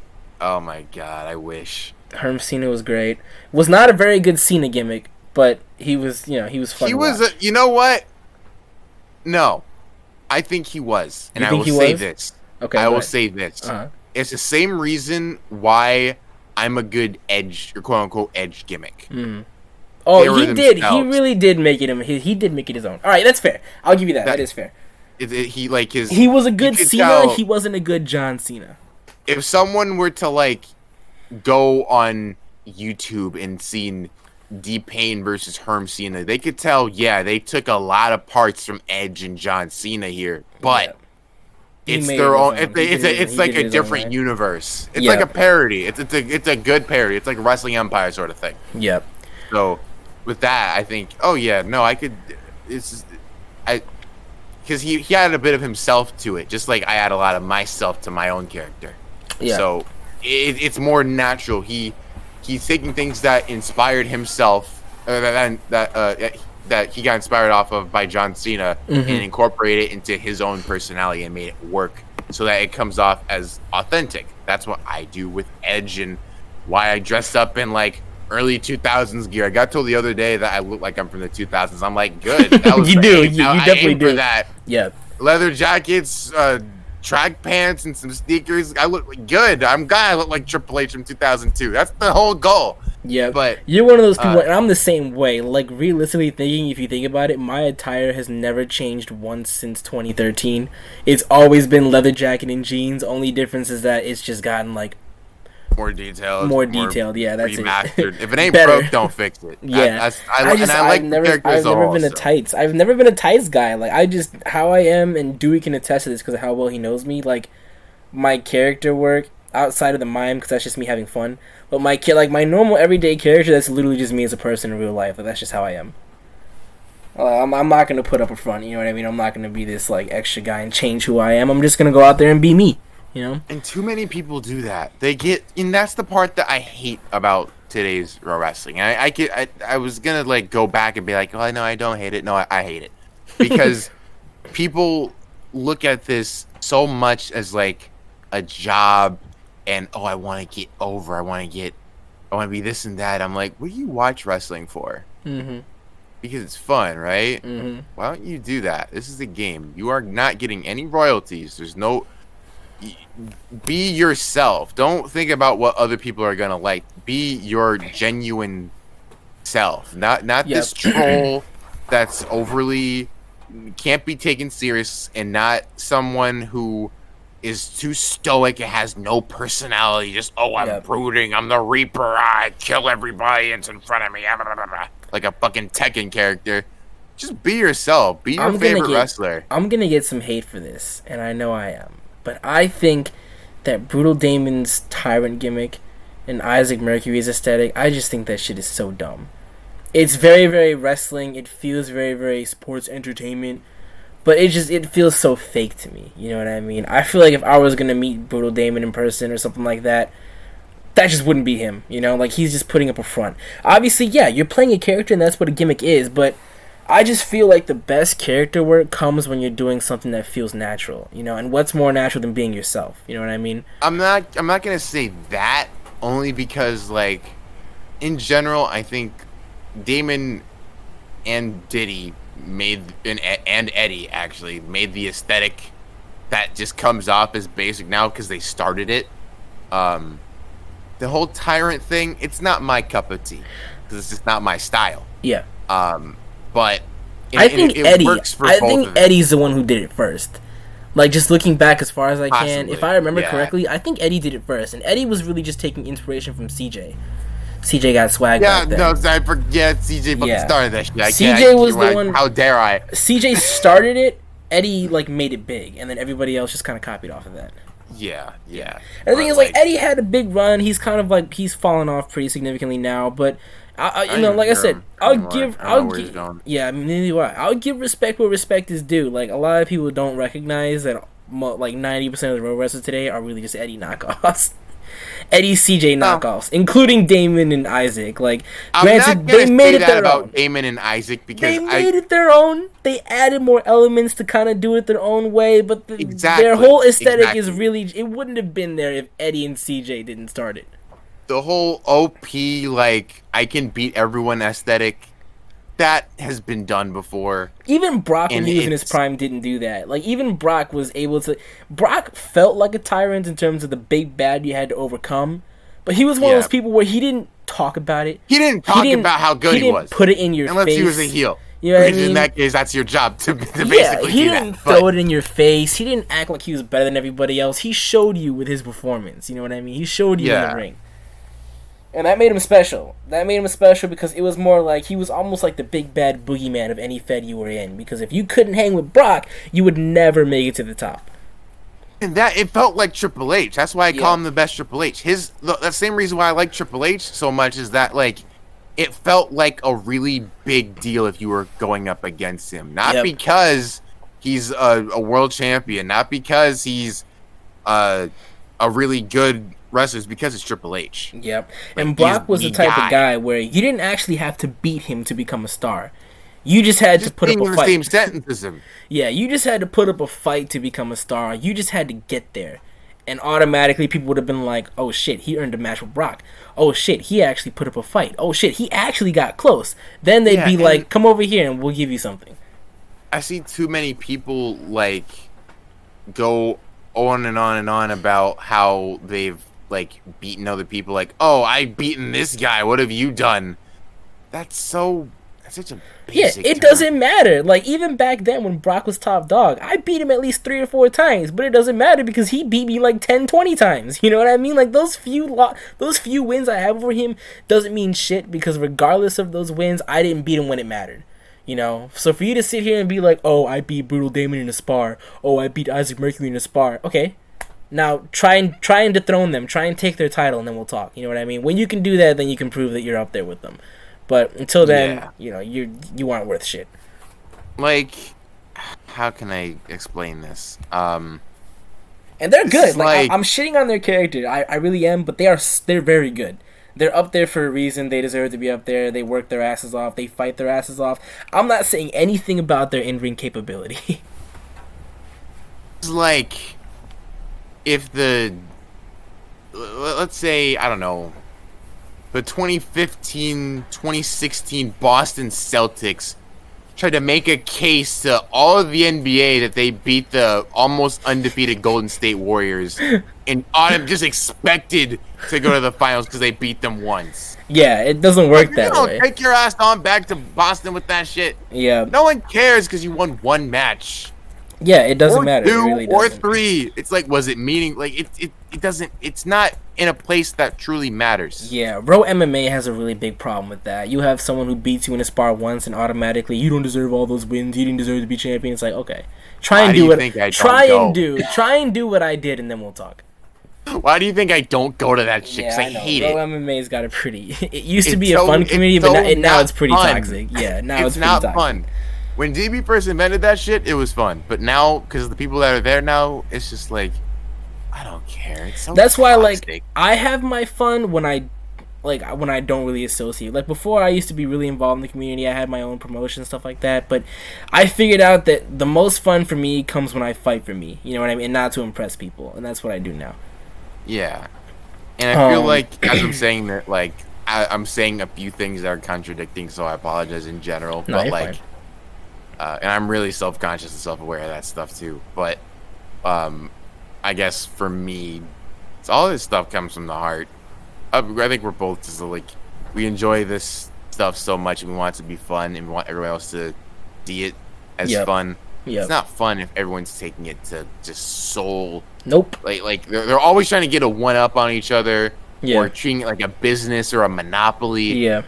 It's a game. Show me your check. Unless you are DB or LXM, do not talk to me about how Ro-Wrestling is a business. Yeah.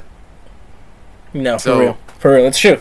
It's true. And I remember getting some flack from. I'm about to put him on the spot. But I don't really give a fuck. I don't really care about what he thinks of me.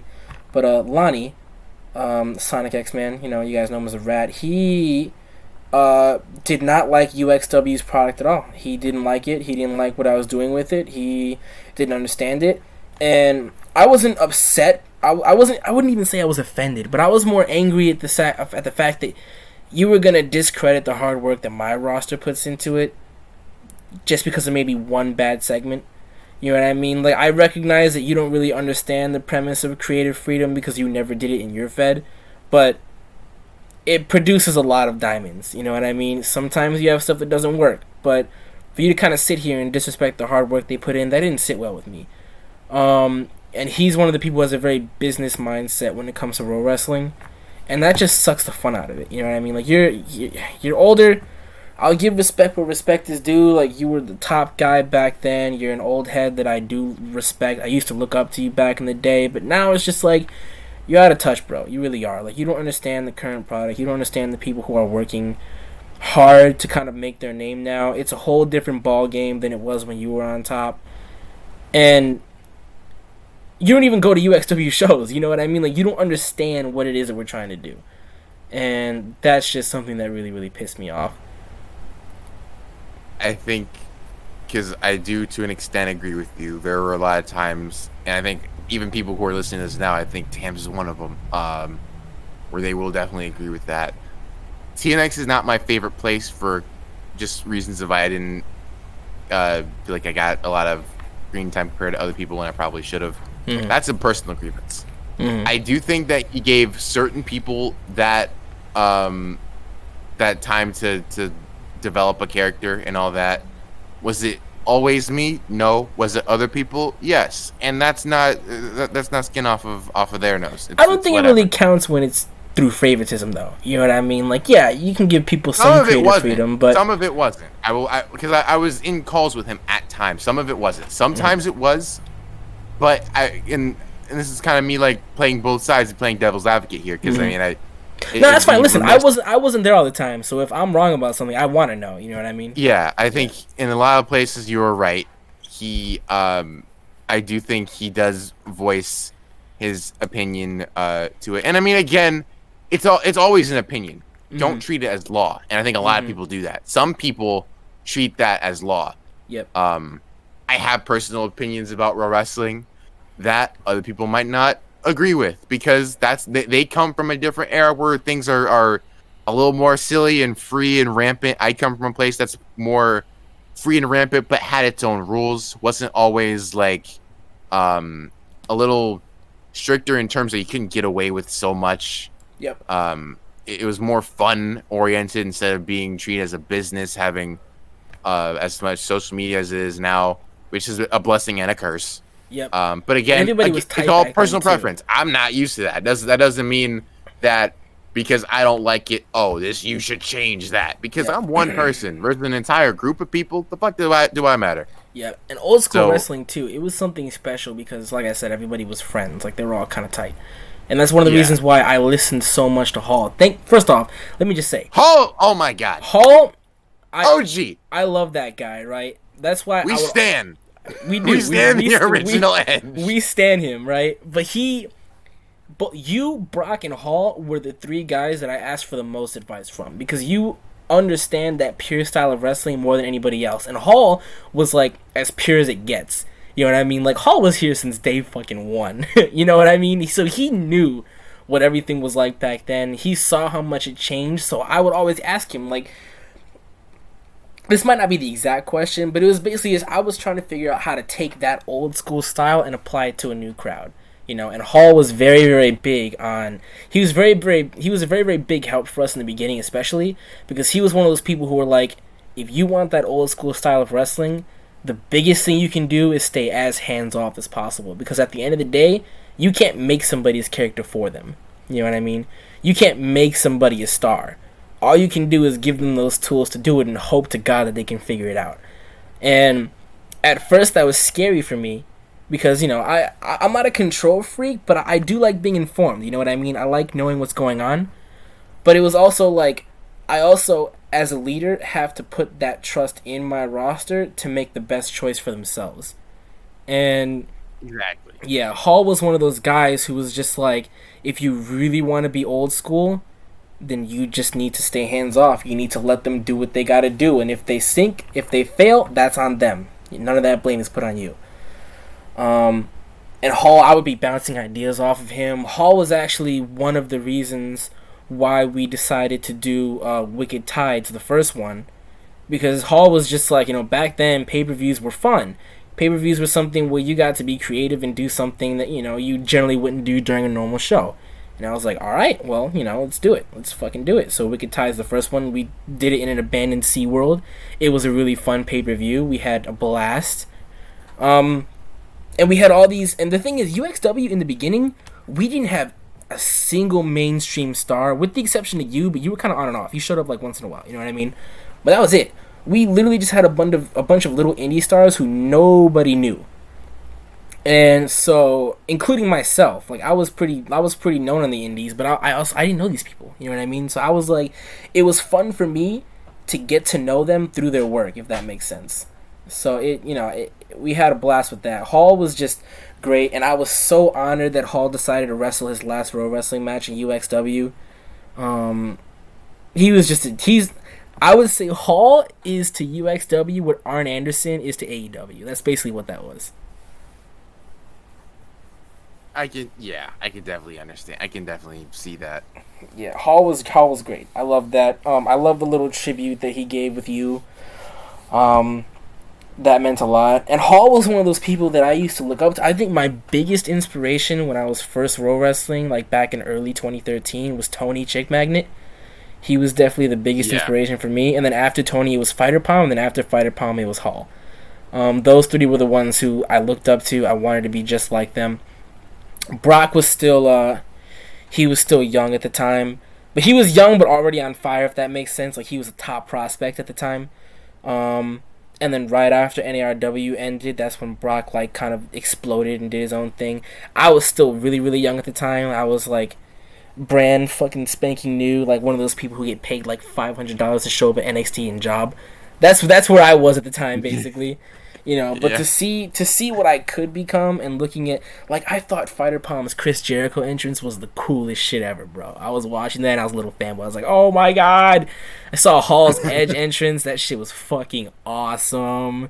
You know, I saw Tony, that fucking theme song he used to use at the time, which I think Sage uses it now. Miseria Cantare. That shit was so cool, dude. I was such a little Ro-Wrestling fanboy at the time. And just to be that little match that you had with Palm and Hall, that was the first time in a while where I kind of was actually like fangirling about that, because like, and it was a great match. Like, other people in the arena did not get it. They didn't get it. But these are the people that we watched. Yeah, these are the people that we grew up with and we were just so into back in the day. So that was like such a big treat for me, for you. Yeah.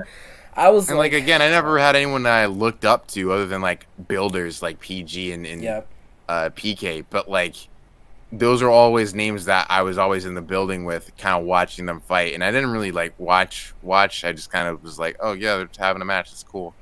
But again, it brought me back to those times that were just so simple that I miss very much. Yeah.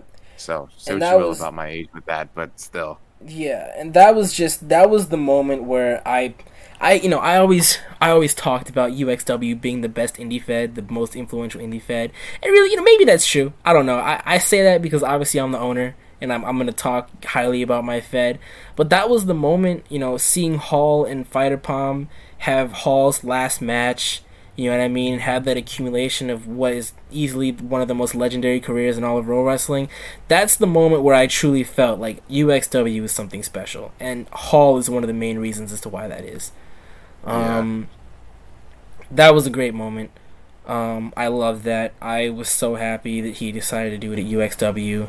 And it's one of those things where a career like Hall's is something that's probably never gonna happen again. Like, I don't think anybody's gonna.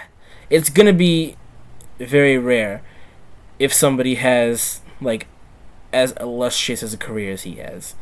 Hall is something special. I want to say that I might be on that list. I think you will when you decide to retire. Yeah, you will when you decide to retire, but you're not at that point. You still have some gas left. I'm not there yet. I'm pretty damn close. You're close, but you still have some gas left. That was really big for me. I mean, I've been doing this for 7 years, you know what I mean? It's a long time, but it's not as long as some people. Like I said, you've been doing it for 10, you know what I mean? You have some people who are still going on 10 years. You have feds like JHW who have been around since literally the beginning of Ro Wrestling that are still going. I think JHW might be the oldest existing fed right now, if I'm not mistaken. But it's I think so. Yeah. Yeah, it's like, I wanted UXW to be one of those things where, I'm sitting at home, I'm at work. Remember, I left Ro Wrestling in 2016 to start working and focus on school. And in that 2-year period before I decided to come back, I would always be thinking about like all those good times. You know what I mean? In VCW, Winter Slam was the one show that I would think about the most. Because I was like, that was amazing. That was the pinnacle of old school Ro Wrestling. I loved competing there.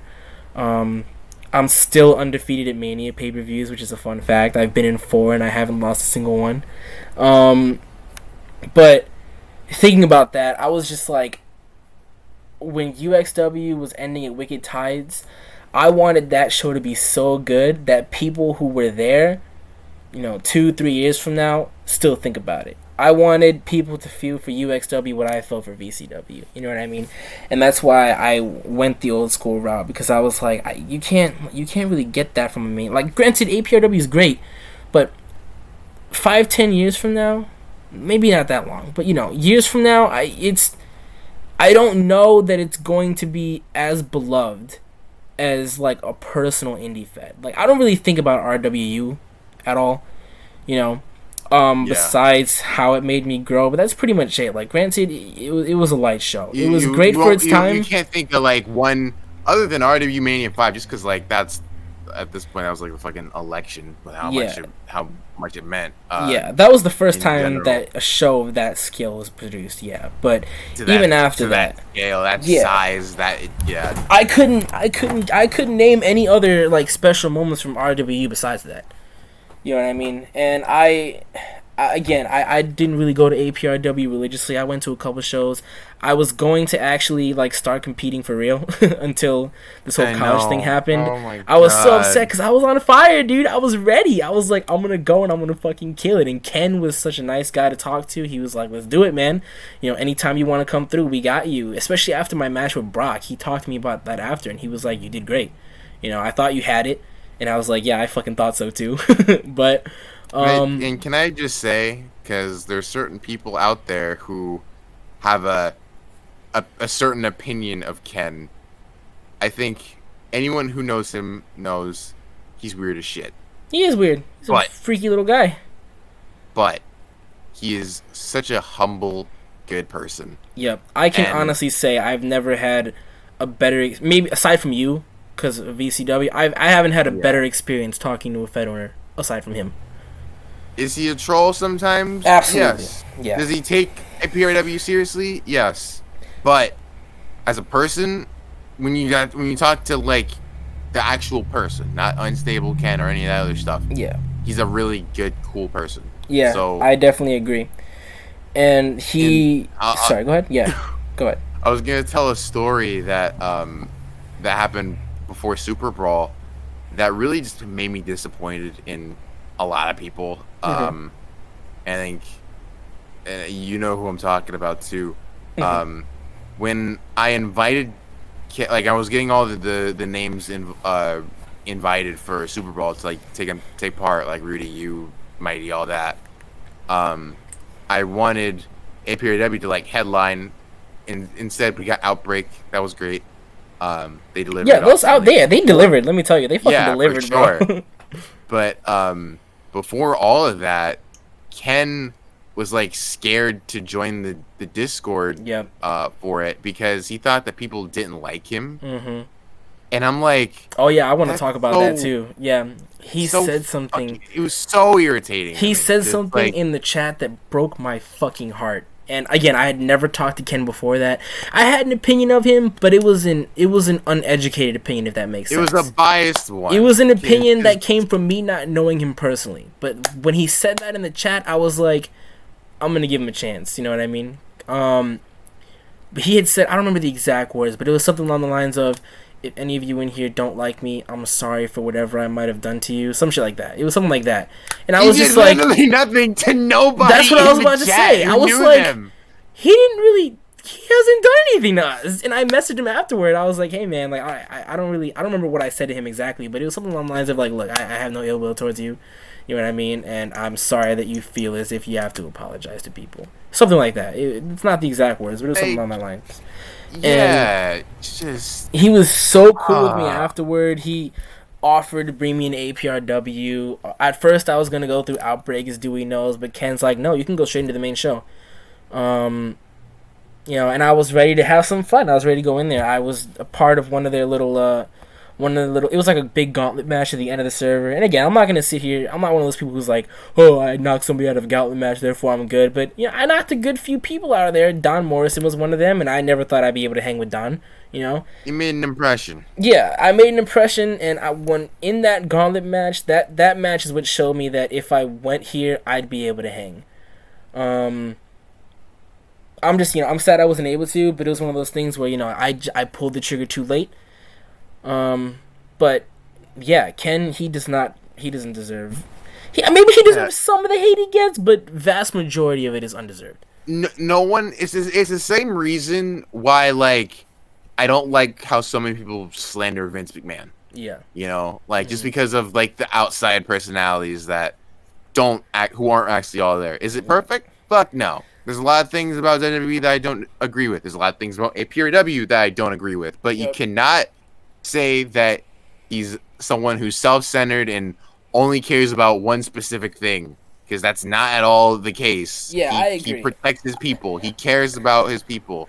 Yeah, And even when John Moxley was talking about Vince McMahon, like he wasn't even hating on Vince specifically. He was saying that he thinks he's wrong.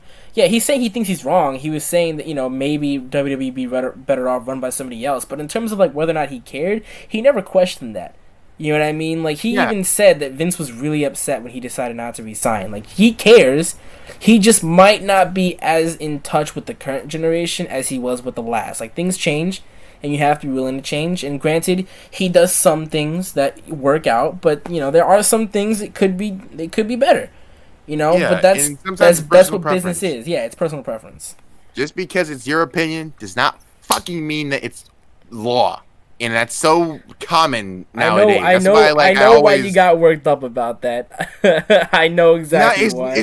It's not even because of that bitch. It's because just in general, there's so many people today who treat things as like, oh, because, and this is just a name, okay? I love Kids Rock, but like, if Kids says something, it's just automatically law. Yeah, or just someone who has a bit of credit to their name. Yeah. It's anytime they have just a simple opinion. That's not even malicious. They just treat it like it's in the fucking Bible. Yeah, no disrespect to Kids at all, because he did something special with RCW, but it's like, when did he become Ro-Wrestling God? You know what I mean? Like when he doesn't even want that job. When did that happen? You know what I mean? He obviously has influence. He does. But if he came and told me, if he came and told me how to run UXW, I'd straight up just be like, bro, shut the fuck up. Maybe not that mean, but just like, I know what I'm doing. I hear what you're saying, but I'm gonna do it my way. And I think there's a lot of people who wouldn't do that. They'd be like, oh yes, Kids, I'll do it that way. But then you kind of lose your sense of self. Exactly. Like APRW, they do some special things, and personally, you and I have had this conversation before. I think that they've surpassed RCW, but if you were to ask me to differentiate between what makes RWU, RCW, and APRW special from each other, I wouldn't really be able to give you a very big list. You know what I mean? Other than the time frame that they did them. Honestly. Yeah, that's pretty much it. I was just about to get to that. They put RCC on a pedestal, and anything he said was scripture. Then when he left, it was SDR, and whatever he said at the time was scripture, which at the same time was kind of ass backwards in a lot of cases. I think a lot of people can agree with that. Yep. Then it was Kids when ORW was out of the door, and anything Kids said was scripture, and now it's Ken. And it was I don't even think they want the job. What's weird is that it wasn't just Ken. It was Ken and Zayn. ECW and APRW at one point were like right on each other. Don't get me started with that. You know what I mean? Like they were right on each other. Like this, I think this is the first time in any of the generations where they were two main dogs. You know what I mean? They were two leaders. That's never happened before. Even back in RW, you can make the argument that it was RW and TNX, but realistically, TNX just kind of they really just worked specifically to try and one up RWU, but not really to do so in a way. They did it in a way where they tried to do what RWE was doing, but better, instead of focusing on themselves and what made them special. In a lot of ways, it did work. In a lot of ways, it did work, but it also made TNX less original. I would... You see, that's the thing. I don't 100% agree with that, because, like, at the time, RWE was current. TNX, just because I know Lonnie, he took a lot of inspiration from, like, old WWF and that kind of stuff, which I personally appreciated. So I'm not gonna say they tried to rip him off. That plus like WCW too. Like it was very like heavily influenced off of the video games that he grew up on, which I can definitely appreciate because that's how I was in general with VCW. But I'm not gonna say that about them trying to be a better RWU. I think they succeeded in a lot of places, but regardless, I do know what you mean with that. And again, like just with back to the point, they took all those, whenever they say they treat it as scripture, and it's like, you have an opinion. Yeah. That does not mean that it's law, and that does not mean you have to follow other people's opinions as if it was law. I'd off myself if people took everything that I said as scripture because, like, I don't like that. Yep. That just means that I'm going to be in a world that's just a bunch of me. Yeah, and I'm having personal problems with myself. I don't Yeah. want a bunch of people thinking the exact same way as I do. No, for Because real. that way nothing grows. Yeah, and that's one of the reasons why, like, before we first started UXW, KJ and I were having a conversation as to whether or not we wanted to try our hand at a mainstream fed or an indie fed, and we ended up choosing indie because when you're in the mainstream, there is no official handbook on how to do things, but everything is fairly linear in terms of how it works.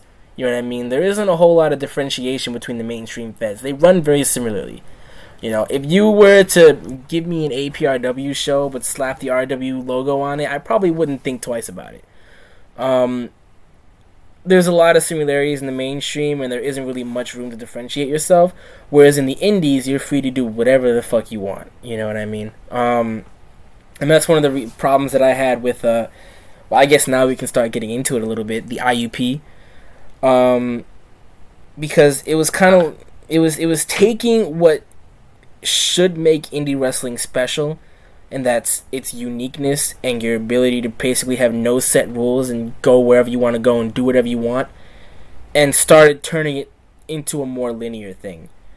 And I didn't like that. And that's why when I was helping with the IUP, I made it very clear that UXW was not a part of it. You know what I mean? I'm helping with stuff that these Fed owners might need. You know, like making different arenas for them, you know, doing little giveaways and stuff like that.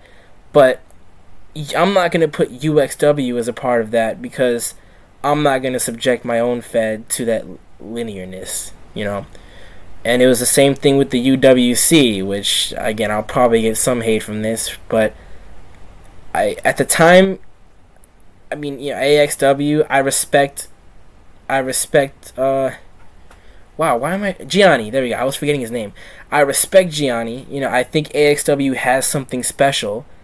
But I just think that, you know, feds that are in the UWC are a little too linear with each other and are kind of following the model. To be honest, I don't even know if the UWC is still a thing. I hope not. But it was one of those things where it was like, you're losing your uniqueness to try and cash in on something that worked before. But if you're not willing to take a risk and do your own thing, then you'll never know how much you could have grown without it. You know what I mean? Exactly. And I can't name a single... It's all stuff that's being kind of just fed to you. Yep. You know? Like, how are you going to grow as a developer or as an owner if you just have, like, a big... just supervision and just people kind of like telling you, okay, this is what you should do. Yep. And I can't name... You're not the owner. Yeah, I can't name... maybe you can, I don't know, but I can't name a single IUP Fed that actually became successful as an indie Fed. No, I didn't like any of the people in the right. IUP. Can you name any? Can you name any of them that actually became successful and became something in the indies? No, because I can't name a single one. Even the leaders one, like that Fed. Yeah, no, and even them, like why? Okay, all right. You know what? We're gonna open this can of worms too. I think it's time to open the can of worms. I'll name drop Jess Christ. Right? I don't understand why she was kind of like portraying this voice of the indies when you couldn't really get your own Fed's shit together in the first place. You know what I mean? You had to rebrand because your original idea didn't work and women didn't show up. And then when you rebranded, your booking wasn't the best and a lot of your main champions decided to leave. You know, there were opportunities that were given to people who really didn't deserve it for the sake of being different, I guess. And you shut yourself out for any kind of growth just to spite the mainstream. You know, it didn't work. It didn't work. You know, I was there to support. Oh, I did what I could. I don't know how the mainstream will ever recover. Right? Oh, look, they recovered. I did what I could to support, mainly because I believe in the cause in a sense where I get some people need help. But it was one of those things where I was like, there's only so much you can do to help somebody. You know, you can give them everything, and if they don't know how to apply it, it'll never work. And that was one of the big faults of the IUP, and like I said, that's why I didn't want UXW to be directly a part of it. You know, UXW, it was definitely one of the indie leaders, in a sense where people looked up to us. People would kind of like come to us when they needed anything, and we were happy to fill that role because we cared about the indies, you know, and we wanted the indies to be better. But it was also like we were talking about before. I didn't want people to take what we did and take what we say and think that that's indie law, because that's not true. You know, the point of the indies is to do your own thing. I think the only time where we really, really stepped up and kind of had the rest of the indies behind us is when ECW was stealing stuff from us. And again, I wasn't angry that he stole. A fucking technicality. Yeah, it was. I wasn't angry that they stole from us. I was angry because he lied about it, and any other indie fed who didn't have as much influence and pull as we did would have been screwed over by it. You know what I mean? But thankfully, we had enough of a following. We had enough cred. We had enough people who knew us and cared about us, where people were like, you obviously stole that. You know what I mean? Like, what the fuck is this? And granted, you're going to have all those Fed Sims who, you know, defend Zayn no matter what he does. Even now, still. But it was one of those things where I think it definitely opened up some of the indie feds' eyes, in a sense where you don't have to take shit from the bigger feds just because they're bigger. You know what I mean? I hope Super Bowl also gave people that confidence too. It that did. Was the main reason why it really did. Super Bowl is the first time I can ever remember that indie feds and mainstream feds worked together on a big show. I can't think of another time where that happened. And you cannot say the RWA because again, that's all like they're all that doesn't kind of fucking under one count. Roof. That doesn't count. Yeah, that doesn't count. And they all kind of have like the same personality in some sense. I will say this because I am trying my hardest not to lose my shit just off of the mere thought of this. I will leave you with one quote though. Gas is just like lies. All it takes is one match to start something really big. Yeah, that's fair. That is true. Like, but the biggest problem that I had with the IUP was because it was basically handing keys to a convertible to children. They do not know how to manage it.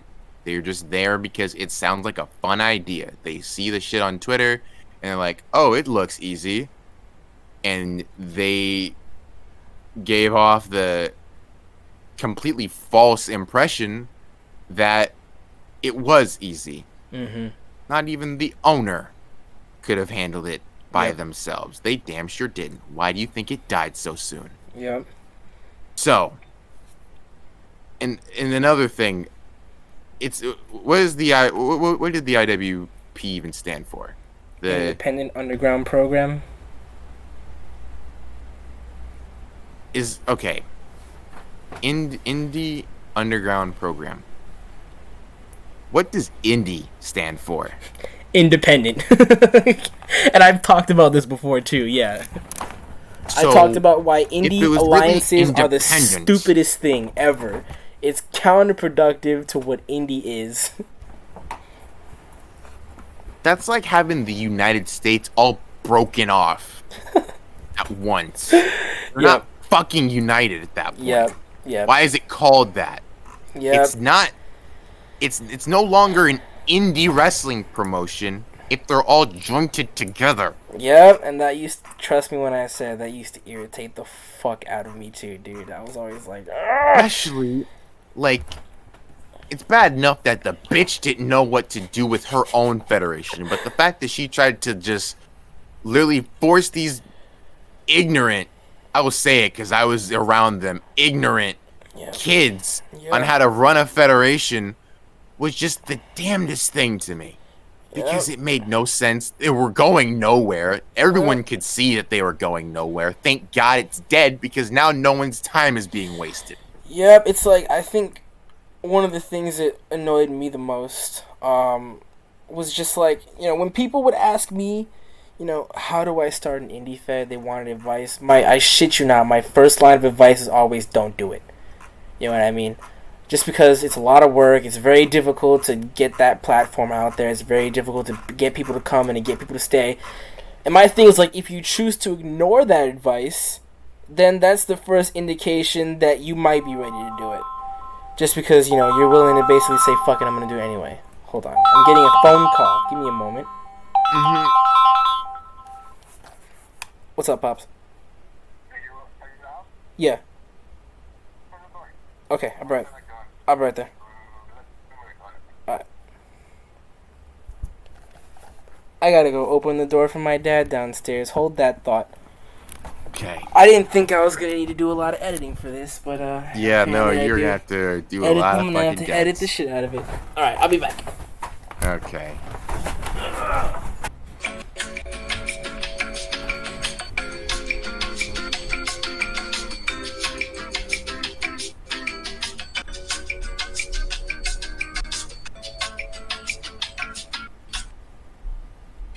I wonder if this podcast was a bad idea.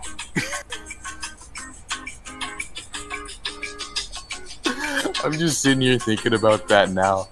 Because, like, I don't know if he's even going to add this in. But, again, this is coming from a jaded individual, two jaded individuals. At least one of them is. That's me. A lot of grievances. Not even at the community, because I love it. Just certain things that we've noticed. And it went from a podcast about UXW to a thing about literally everything else. So, I don't know. It I feel like it's gonna make a lot of people mad. Some it's like, okay, don't take this the wrong way. Other people it's like, I don't really give a shit. But good. I don't know.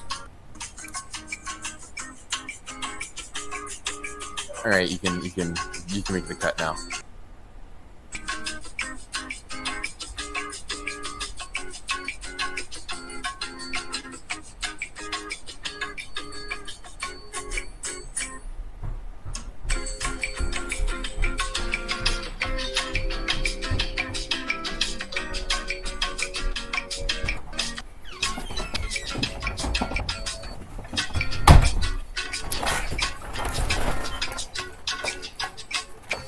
I'm back, dude. What is that?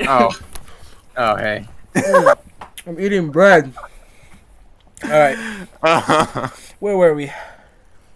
We were ranting about the IUP. I was just thinking, and you're probably going to find this out in the, when you go back to edit. I'm sitting back and I'm like, was this a bad idea? Because this went from UXW to just a rant. Oh, we're going to get back to you. My next question is UXW involved. Okay, yeah, I was just thinking, because, like... Do you want to continue? Should we just leave it at that with the IUP? Yeah, I was just, like, gritting my teeth. I'm like, this is going to... Alright, let's leave it there. So, my next question for you, buddy. Oh, I'm out of breath. I just ran up the fucking stairs. Oh, my cardio is gone. Got that quarantine belly. I used to be so nice and toned out and skinny junior, senior year, and now I'm fucking chunky. More chunky. But it's alright, I got my hair done. My hair actually, it literally looks like my character. Like, I have the man bun, which is, like, pulled back, and the bun in the back. But, anyway. Sorry. So, if you could book a UXW card, right? Because, you know, UXW is a weird mix between old school and new school, right? Between dream matches of people from any generation, what would be your top 5? God, you would ask me that. Because for me personally, I would like to do me versus Tony on there in both of our primes. Oh, definitely. I would have booked DX versus DIY. Mm-hmm. For sure. That's a good one. That's a good one. I would book Wacky versus Carbon, just because they're two polar opposite characters. That's an interesting one. Be interesting. I mean, it's like just because that's the thing. It is interesting. Like it's two totally different characters. Mm-hmm. So just to see like a feud between them, like a guy who takes nothing serious versus Mr. All Day. I do Prime Brock versus Prime Damon. That's a very blanket. Yeah, but we've never seen them both in their prime face each other. Yeah, I'm talking 2014 Brock versus like 2017 Damon.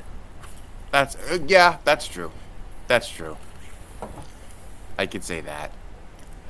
I don't know though. Like, yeah. I think Trunks alright, versus yeah. Fightins would be fun. That would be fun. That would be super fun. I Mm-hmm. wish I did that for VCW. Damn. That would have been a really fun match. That would have been amazing. They have Mm-hmm. so many similarities. Mm-hmm. Plus Tash in a ladder match because they both seem like really light people, and they would do really good in a ladder match. A triple threat between Tash, Alonzo, and I from 2014. Oh my god, Chicago street fight. Yeah. The three Chicago think boys.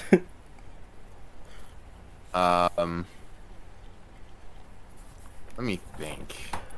Who do you think is like one of the loudest people Loudest? in a wrestling? Yeah, Brielle. Riel versus Dustin. Who can yell the loudest? They're. It's gonna be like a completely fair, clean fight, but they're both gonna yell at something that happened that went awry. So, book that. And that's What would you not think just of- at either of them. I just think it'd be personally funny. What would you But- think of Prime Ken Rollins versus Prime Born Kid Lego? Oh god, I feel like that's happened in VCW before. I feel like it has, Has it? Who won? or either that or TNX. It probably can. Mm-hmm. I think both ways because BKL people sleep on him. Again, he Mhm. has like out of the community unless it's animated, but he was super good. I would love to have faced. I would love to have faced OXO at some point. I know it's a little early for that, but I definitely think that he will be something special in a little while. Again, I will believe it when I see it. That's not me saying that he's gonna be bad or he's gonna be a drop off or anything like that. It's just a simple set of I haven't seen him enough. Seen him a bunch of times in SCW. I know he's on a break right now. It's kind of falling into a story there, but again, I have not seen a lot of him. I'm not gonna just put a buttload of faith into him off of just other people's merit. Even though I have every reason to, I just gotta see that for myself. That's basically all I'm saying. No, I get you. So if you're watching I get this, you. like that's the only reason. I think But, I think old school you versus Prime Mikey Rules in a death match would be really fun. Oh god. So like, attitude problem me versus current everyday Mikey Rules. I don't know if I'd want to see Facts. that. I don't know if I want to see that. I was an unhappy son of a bitch back then. I don't know if I'd want to see that one. I remember I came right at the end of your hardcore career. Oh my god, I was trying so hard to get out of that too. I remember. The thing is, too, like back then, packages like legitimately changed the weight of your character. So like you would fling way more than everybody else, which was the funniest shit. Yes, oh my god, why did they patch that? That was literally my gimmick. I remember. Everyone used to make fun of you for it, and you would literally fling They yourself didn't make against fun the of me. ropes. They feared me. I struck fear into their hearts. You would literally fling yourself off the ropes just to whack them as hard as you off could. of everything, literally horrible. everything. I was That the was- first high flyer. Listen, No one that can was as say cheap. otherwise. That was as cheap as me throwing all of my hats off to make myself. That float. wasn't even cheap. That Yes, wasn't it even was. cheap. Yes, it was. It was not. That's the equivalent to me throwing off my hats off to float. That's the same thing.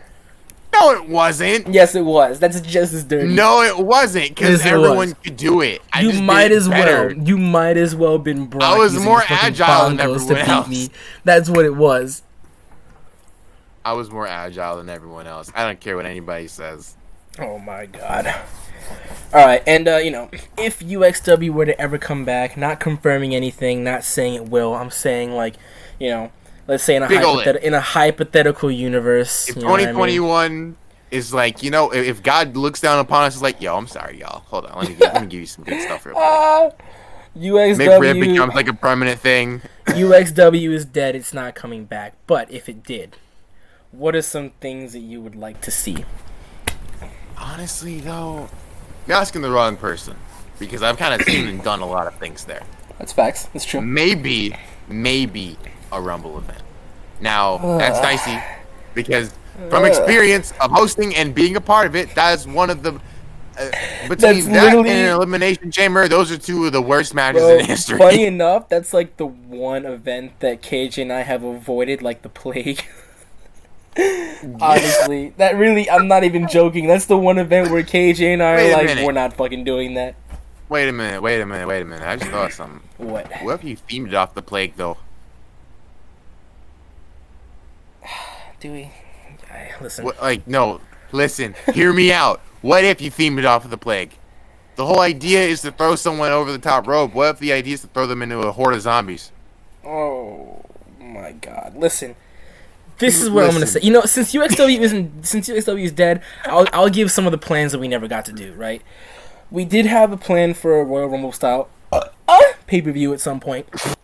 And it was gonna be pirate themed. That's how he actually burps, by the way. So it is how I actually burp. Yeah, it was gonna be pirate themed, and it was unironically gonna turn the Black Pearl into a Royal Rumble match. It's gonna be pirate themed. The ring was gonna be situated on the Black Pearl. And basically, like, the stage was just gonna be like a bunch, like, not the stage, the arena was just gonna be like a bunch of other ships. The stage was gonna be like the Pirates Cove thing. And we were gonna have it where, you know, once you get thrown out of the Pearl, you're eliminated. That was the idea. We never did it, as I'm sure you know. Yeah. That was an idea. We had an idea for a, like, I guess I don't think that people are going to remember this, but you remember the Judgment Day pay-per-view? Mm-hmm. That's what Devil in the White City was going to be based on.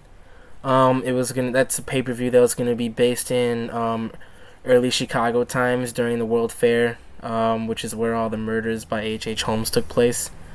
That was going to be one of our pay-per-views. We had a plan to do a Grand Theft Auto based pay-per-view. Which Dewey was... Huh? You did it. When did I do it? You did it already. When did I do it? That was a Spider-Man pay-per-view, you clown! I guess because it was in, like, a city. I hate you. I hate you, Dewey. And I forgot. Listen, I forgot people were kind of dressed up that day, too. Exactly. Look, listen, I was on a break.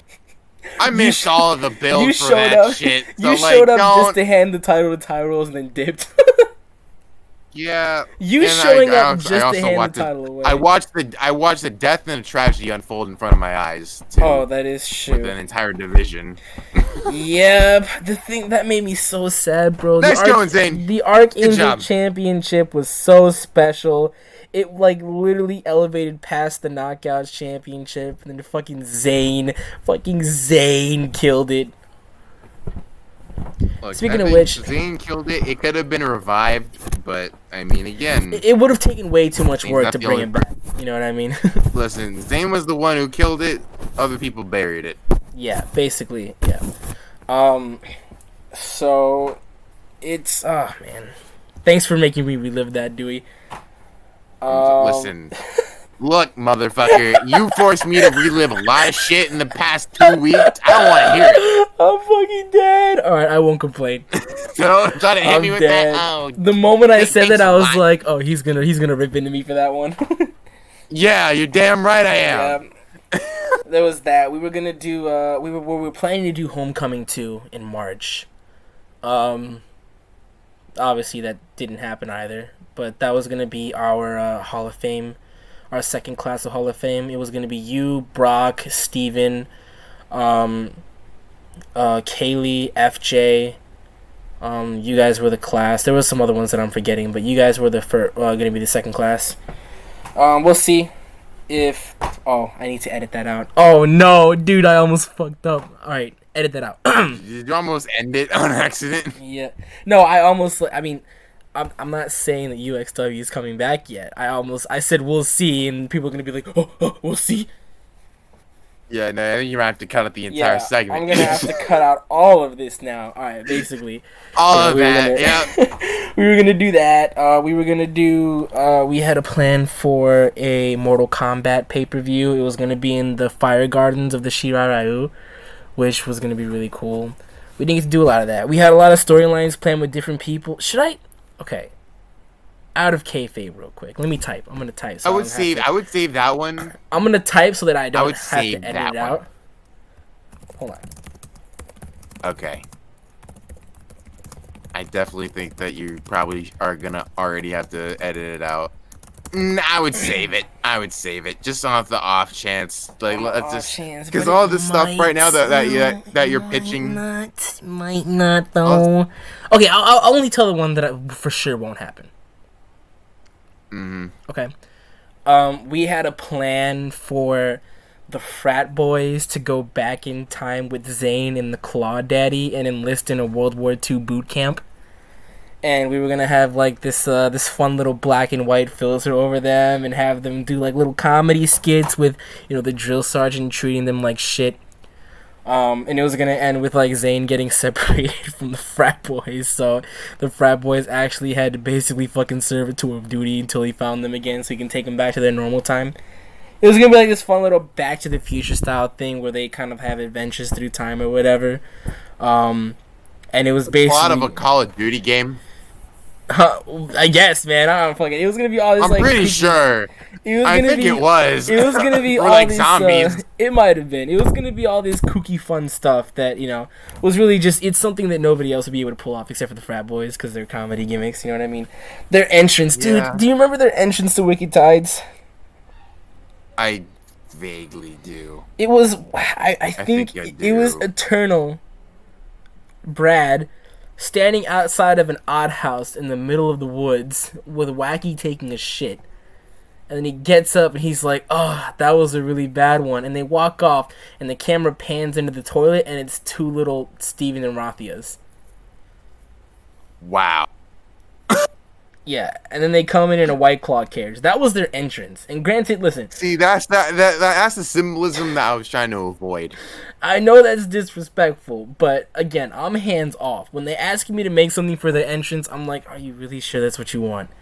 They did, so I fucking made it. Of course, that's what they want. You know both of them. That's the one place I would like step in. I'm like, it's gonna like piss off two people who I really don't want to piss off because I greenlit this. So like, yeah, exactly. I mean, yeah, that's why I'm funny like, as shit, and I would have come up with it too. But like, I got like a thing to protect here. I didn't want to do it, but it was one of those things where I was like, I'm either all in on creative freedom or not in it all. You know what I mean? I can't pick and choose what I want. So I was like, I mean, no, yes, you can pick and choose that. I can't. I know myself, and if I start doing that, then I won't stop. So I leave it alone. I force myself to not be involved. I wish I could do that. Actually, no, I'm glad I can't, because I've been able to avoid a lot of tragedies that way. Yeah, man. We were gonna do. It was a lot of stuff that we wanted to do, bro. We didn't really get the chance to do. Blackout hopefully is fun. You know, we have a lot of fun people coming out. Marley's just a dream to work with. I love Marley. She's gonna have a match with Kaylee. I expect that match to be really good. We have you versus Trunks, which hasn't been confirmed yet, but I'm gonna be doing that later today. We have Brock versus Dustin. You know what? This will be our last segment. I'm gonna get your predictions for Blackout. Right, give me the whole card. All right, Dewey. I don't have it written down yet. I'm just gonna go off the dome. Okay. Marley versus Kaylee. I want Kaylee to win, but I feel like Marley might win. Okay. Just because I have seen her and she's very underrated, and I think she's seriously underrated. Yeah, for real. Yeah, that's why I'm like, I really want Kaylee to win, just because I know that she's like a. She's literally Miss. She's literally Miss UXW girl. So yeah. like, yeah, but I think Marley might win that one. But again, I've always had the cards stacked against me, so I at the same time I say that, and Kaylee might just come out and just wreck shop. So you never know. You versus Trunks. Me. Next question. Brock versus Dustin. Focused, determined, pissed off Brock. Yes. Okay. But determined, annoyed Dustin. Maybe. I OX. think Brock will win that, though. Okay. OXO versus Asher. OXO. Next question. Me versus Palm. Oh, that's a hard one, because both of you two are old as shit. You haven't wrestled in a while. Hey now. I think you. Listen, I was training for a week and was killing motherfuckers, bro. That's true. I mean, you literally are in a sport that forces you to take time off before like your next fight. So, with that being said, Yeah, I got you in that one. Thanks, buddy. And that's all we That, have and I think so Palm's far. kind of an animator right now, so I don't even think he knows how to swing. He's doing animated. I'm dead. That's actually really funny. I'm fucking dead. He was like, that shit's so fucking stupid, and now he's doing it. That's hilarious. Yeah, no, he is literally like I just saw a tweet the other day from LXM. Shout out to him if he's watching. Alex Sim is a dude. I That love Palm that guy. might say he's the next person other than me to like make the jump and make a big impact. So Okay, if that's not an endorsement to Yeah. what he's doing over there, for real. Real quick before I end this, I just want to say, just speaking at LXM, I used to not like him, but he seriously grew on me, and now he's like one of my favorite people. And the thing is, I hate fake So people. dope. I just want to be clear. I hate fake people. And I'm not going to sit here and say I was always cool with LXM, because that's not true. I didn't like him at first. But he's one of those people where if you like take the chance to really get to know him on that personal level, he's actually such a chill, like, lovable guy. exactly. Yeah, I love LXM. That's my boy. It's the same thing that I will say about, and I'll leave it on this. The same. I'm going back to the thing about Ken. There's a lot of people that I know or knew who were afraid to make the jump to those big federations because they were afraid that they're gonna get overshadowed and buried and all these other things. It's Yeah, like, myself included. just take the fucking jump, you pussy. Mm-hmm. Because like, look, it's a big stage and it is fun. I would know because I've been there for a long time, and I'm not just saying that to toot my own horn. It's just I wouldn't be there if it's not fun. Yep. It's all the opportunities, being on stream and all those things. It's nerve-wracking, but don't you want that? Mm-hmm. You don't see like someone in high school football or high school or college basketball not want to make it to the pros or that at all because it's too difficult. It's hard. I'm gonna get injured. Yep. It's life. You can only live it once. And you can only go up. If you stay in one place, then you're not going to move at all. This isn't just with Ro-Wrestling. This is literally just everything. And I'm kind of just saying this out loud to myself, too, with my own things that I'm going into outside of Ro-Wrestling. Yeah, But- I mean, I can tell you in a personal note, like, once I got over those nerves, in a sense where, like, crippling nerves, because you're going to still get nerves regardless. Like, you're gonna get nervous regardless, you know what I mean? But Yeah. there comes a point in time where you can control it and bring yourself down. As I got older, as I got more experienced, and this is more applicable in MMA than it is in Ro-Wrestling, because I did MMA more when I came back. But it's one of those things where the more nervous I got, the more dangerous I got. Because at that point, I was like, well, fuck it. Because I'm not Embrace gonna, the nerves. Yeah, I'm not going to allow myself to be beaten by you, let alone me. You know what I mean? If that makes sense. Like, I'm not going to let you beat me on account of my own fault. So that's basically what that was. I think I hate the fact that I lose more than the fact that I didn't win. Yeah. That's how I see it. That's how winners think, in my opinion. Yeah. But again, like, never look at a big place and be like, oh man, it's so tough, I'll never get a shot. Of course you're not gonna get a shot if you don't take the step. Mm-hmm. You miss 100% of the shots you don't take. And of course I'm gonna leave this podcast by quoting Wayne Gretzky. But I was about to I was this close to like doing an outro for you because you forced me to do the intro. You fucking outro this thing. Oh, in that case, go ahead, do it by all means. Motherfucker. Thank you guys for watching. That's it? Wow, you're lame. No, I was gonna say more. Shut up. Oh, okay, my bad. Thank you guys for. I think this is like what 2 hours of just us I talking. think it's almost 3 hours, dude. I don't know who the 3 fuck's gonna hours. sit down and actually You're gonna have watch to break shit. this up into parts after editing, of course. Too, it's gonna be a couple. I don't know how long it's gonna be by the end of the day. But if you were able to watch through the whole thing without skipping, we super appreciate it.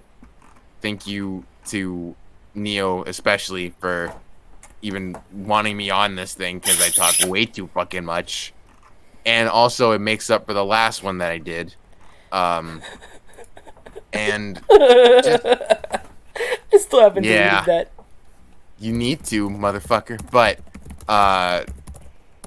thank you guys for watching for so long, and hopefully UXW comes back. We don't know this. We listen. From the point of this recording, let alone for the point of this even being uploaded, we don't even know at all. We're still like we're still neck deep in some turd shit right now in Facts. 2020. So we don't know That's what facts. 2021 has That's to facts. offer. Yep. Say what now? I said this facts, yep. Yeah, but We never know. Never say never, unless it's certain things. But just stop being so fucking opinionated. Go for that jump and stop lying to people.